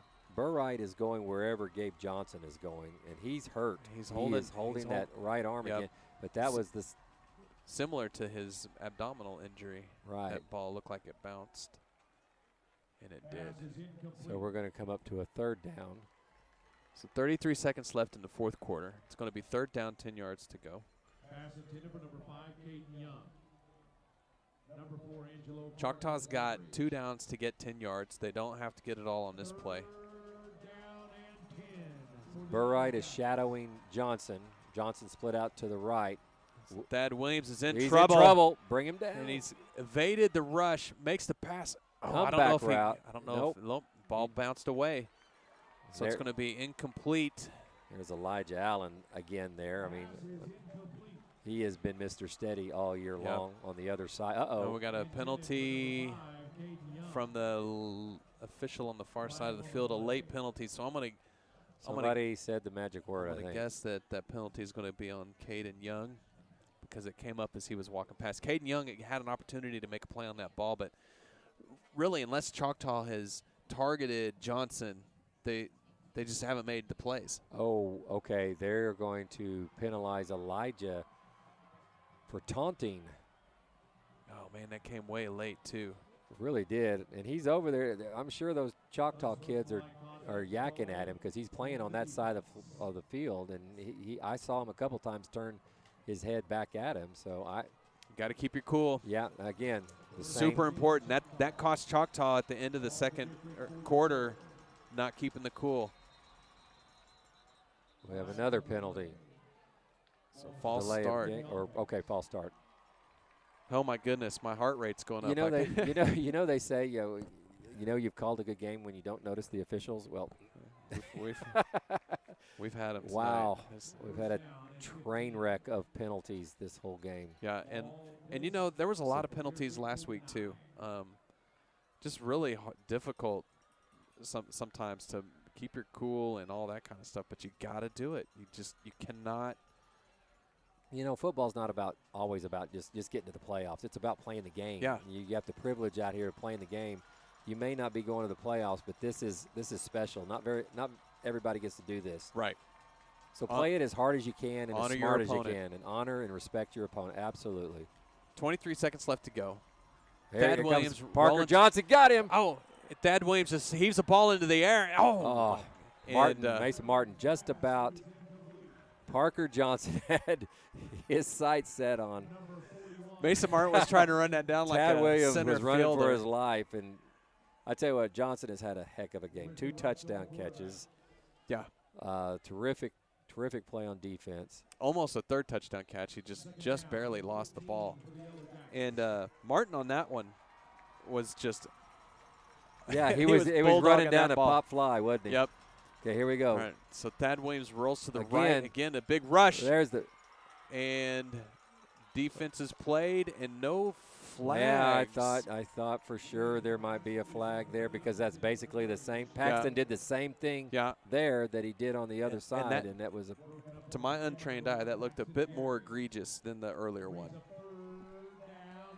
So 8 seconds left to go. If Choctaw plays it right, they got 2 plays left. If they don't work it right, they've got no plays left. They still have 2 timeouts. So Yeah, why not call a timeout here and make sure you get the right play call? I don't know. It's okay. We'll see. There it Looks is. like we're calling All right. timeout. Somebody's calling a timeout. You want to make sure you have the right setup. So 8 seconds left to go, fourth quarter. Choctaw's 3rd and long. They've got time to at least get one play, and depending on how the play sets up, they can get Let's two. take a look at the play before. Okay, let's do. See if we can get that. Here we go, yeah. Look at the pressure that Parker Johnson, he's just running him down, and, Matthew just barely gets away with it. And Man, nearly an interception. That would have. The defensive calls they've had here towards the end, they've been really aggressive with some of their line stunts there, and Thad Williams has not had time to like set up and do what he needs to do as a quarterback. The Antlers have been in his face and forced him to make some back foot throws. Well, he was running to his left as a right-handed passer. He's going to have to turn around, and yeah, Parker was right on him, and he probably could sense him. All right, let's check out where is the number 3. Okay, he's over to the right side. Top of your screen. Burright's up there too. All right, our defensive backs are giving plenty of distance. Choctaw has to get the touchdown. So that's Johnson that catches it. He gets out of bounds with 3 seconds left. They advance the ball about 7 yards. So they got to go for the end zone on this. You need your play that gets you to the end zone. Just not sure what you get accomplished there. I mean, it really only picks up about 7 yards in the grand scheme of things. That doesn't seem like enough, right? Well, I mean, I don't know how far your quarterback can throw, but I feel like here. Okay, here's the timeout that we thought it should have been called a couple times ago. But so see, now you had you got Burright and you got Mason Martin sort of lining up center field positions, but I feel like they should be maybe on the 15-yard line. Yeah. Instead, let's don't take any chances. Instead of on the 30. Because there's no way a first down is going to happen here. Because Johnson's quick, and he's been the target all night long for Thad Williams, and so let him run at you, right? Not by you, right? Isn't that how you think here? I think so. Hey Scott, while we got a couple of seconds before, I think we need to once again say how much we appreciate the work that Antler Vision is doing here. All the kids that give up their Friday nights to broadcast this out to so many people, and what a great job they do. They set all this up. There's about 18 miles of wires running around. They start about 4 o'clock, maybe even before that, and they start pulling wires and everything. But anyways, all 10 weeks have come. It's all student-led. Student-led, that's right. And they solve out some problems. All right, we got Axel Welch standing on the 2-yard line, so you're going to have to get by him if you're going to score a touchdown. I don't think that's going to happen. So Johnson's in the bottom of your screen. They're going to heave it towards him. Yeah. And it's going to be pass interference. Of course there is. Yeah.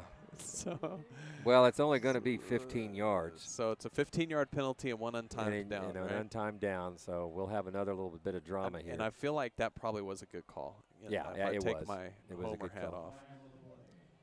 I mean, he clearly was not making a play at the ball, and he ran into the receiver. I don't know if 11 had a shot at it or not, but so here we go. Lucky enough tonight to have 2 famous final scenes. So we're going to have an untimed down here. Choctaw's going to get a penalty that should pick up the first down. That doesn't really matter. It doesn't matter, but it's going to put him a little bit. They're going to be able to throw it into the end zone now. This will be an easier throw for Thad Williams.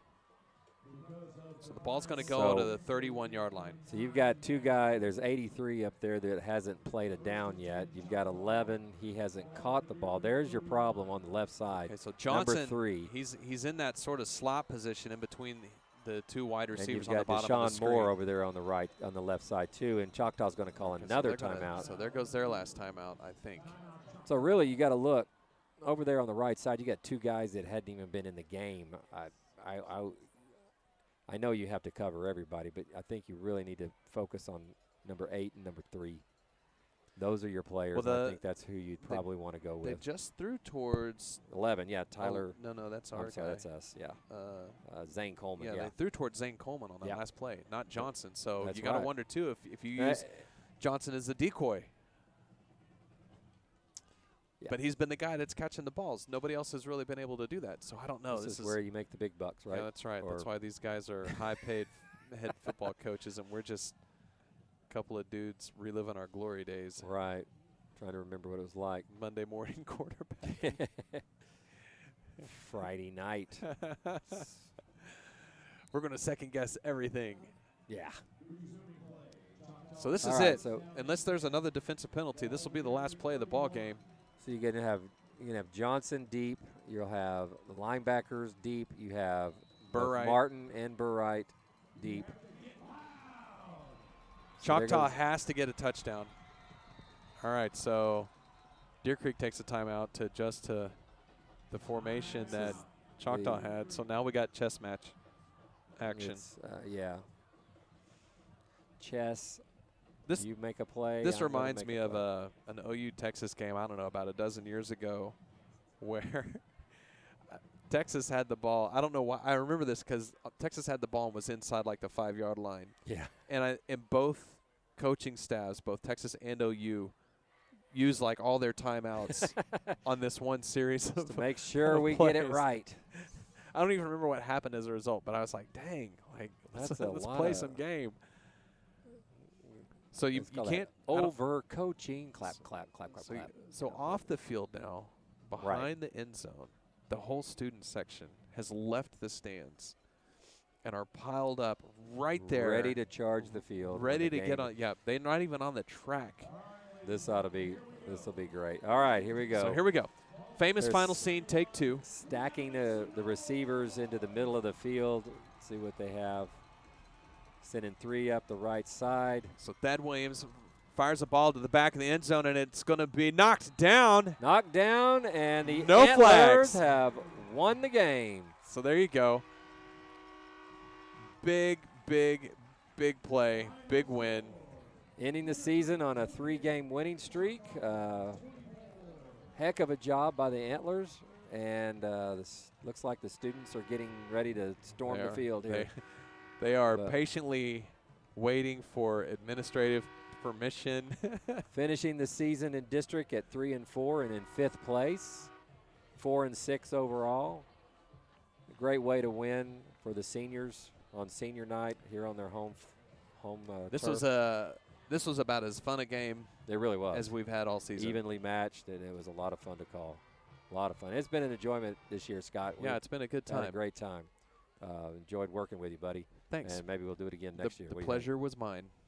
So, to sign off here at the very end of a great 2018 football season, we don't get to go to the playoffs, but another successful season for Antler Vision and what they do and how they produce and make this stuff happen. That's It's right. been a lot of fun working with these guys. And for the last time for the 2018 season, Scott Hazelwood and Rick Harris, we're going to sign off and say, see you in basketball season. No, it's right around the corner. All right. Good night, everyone. Good night.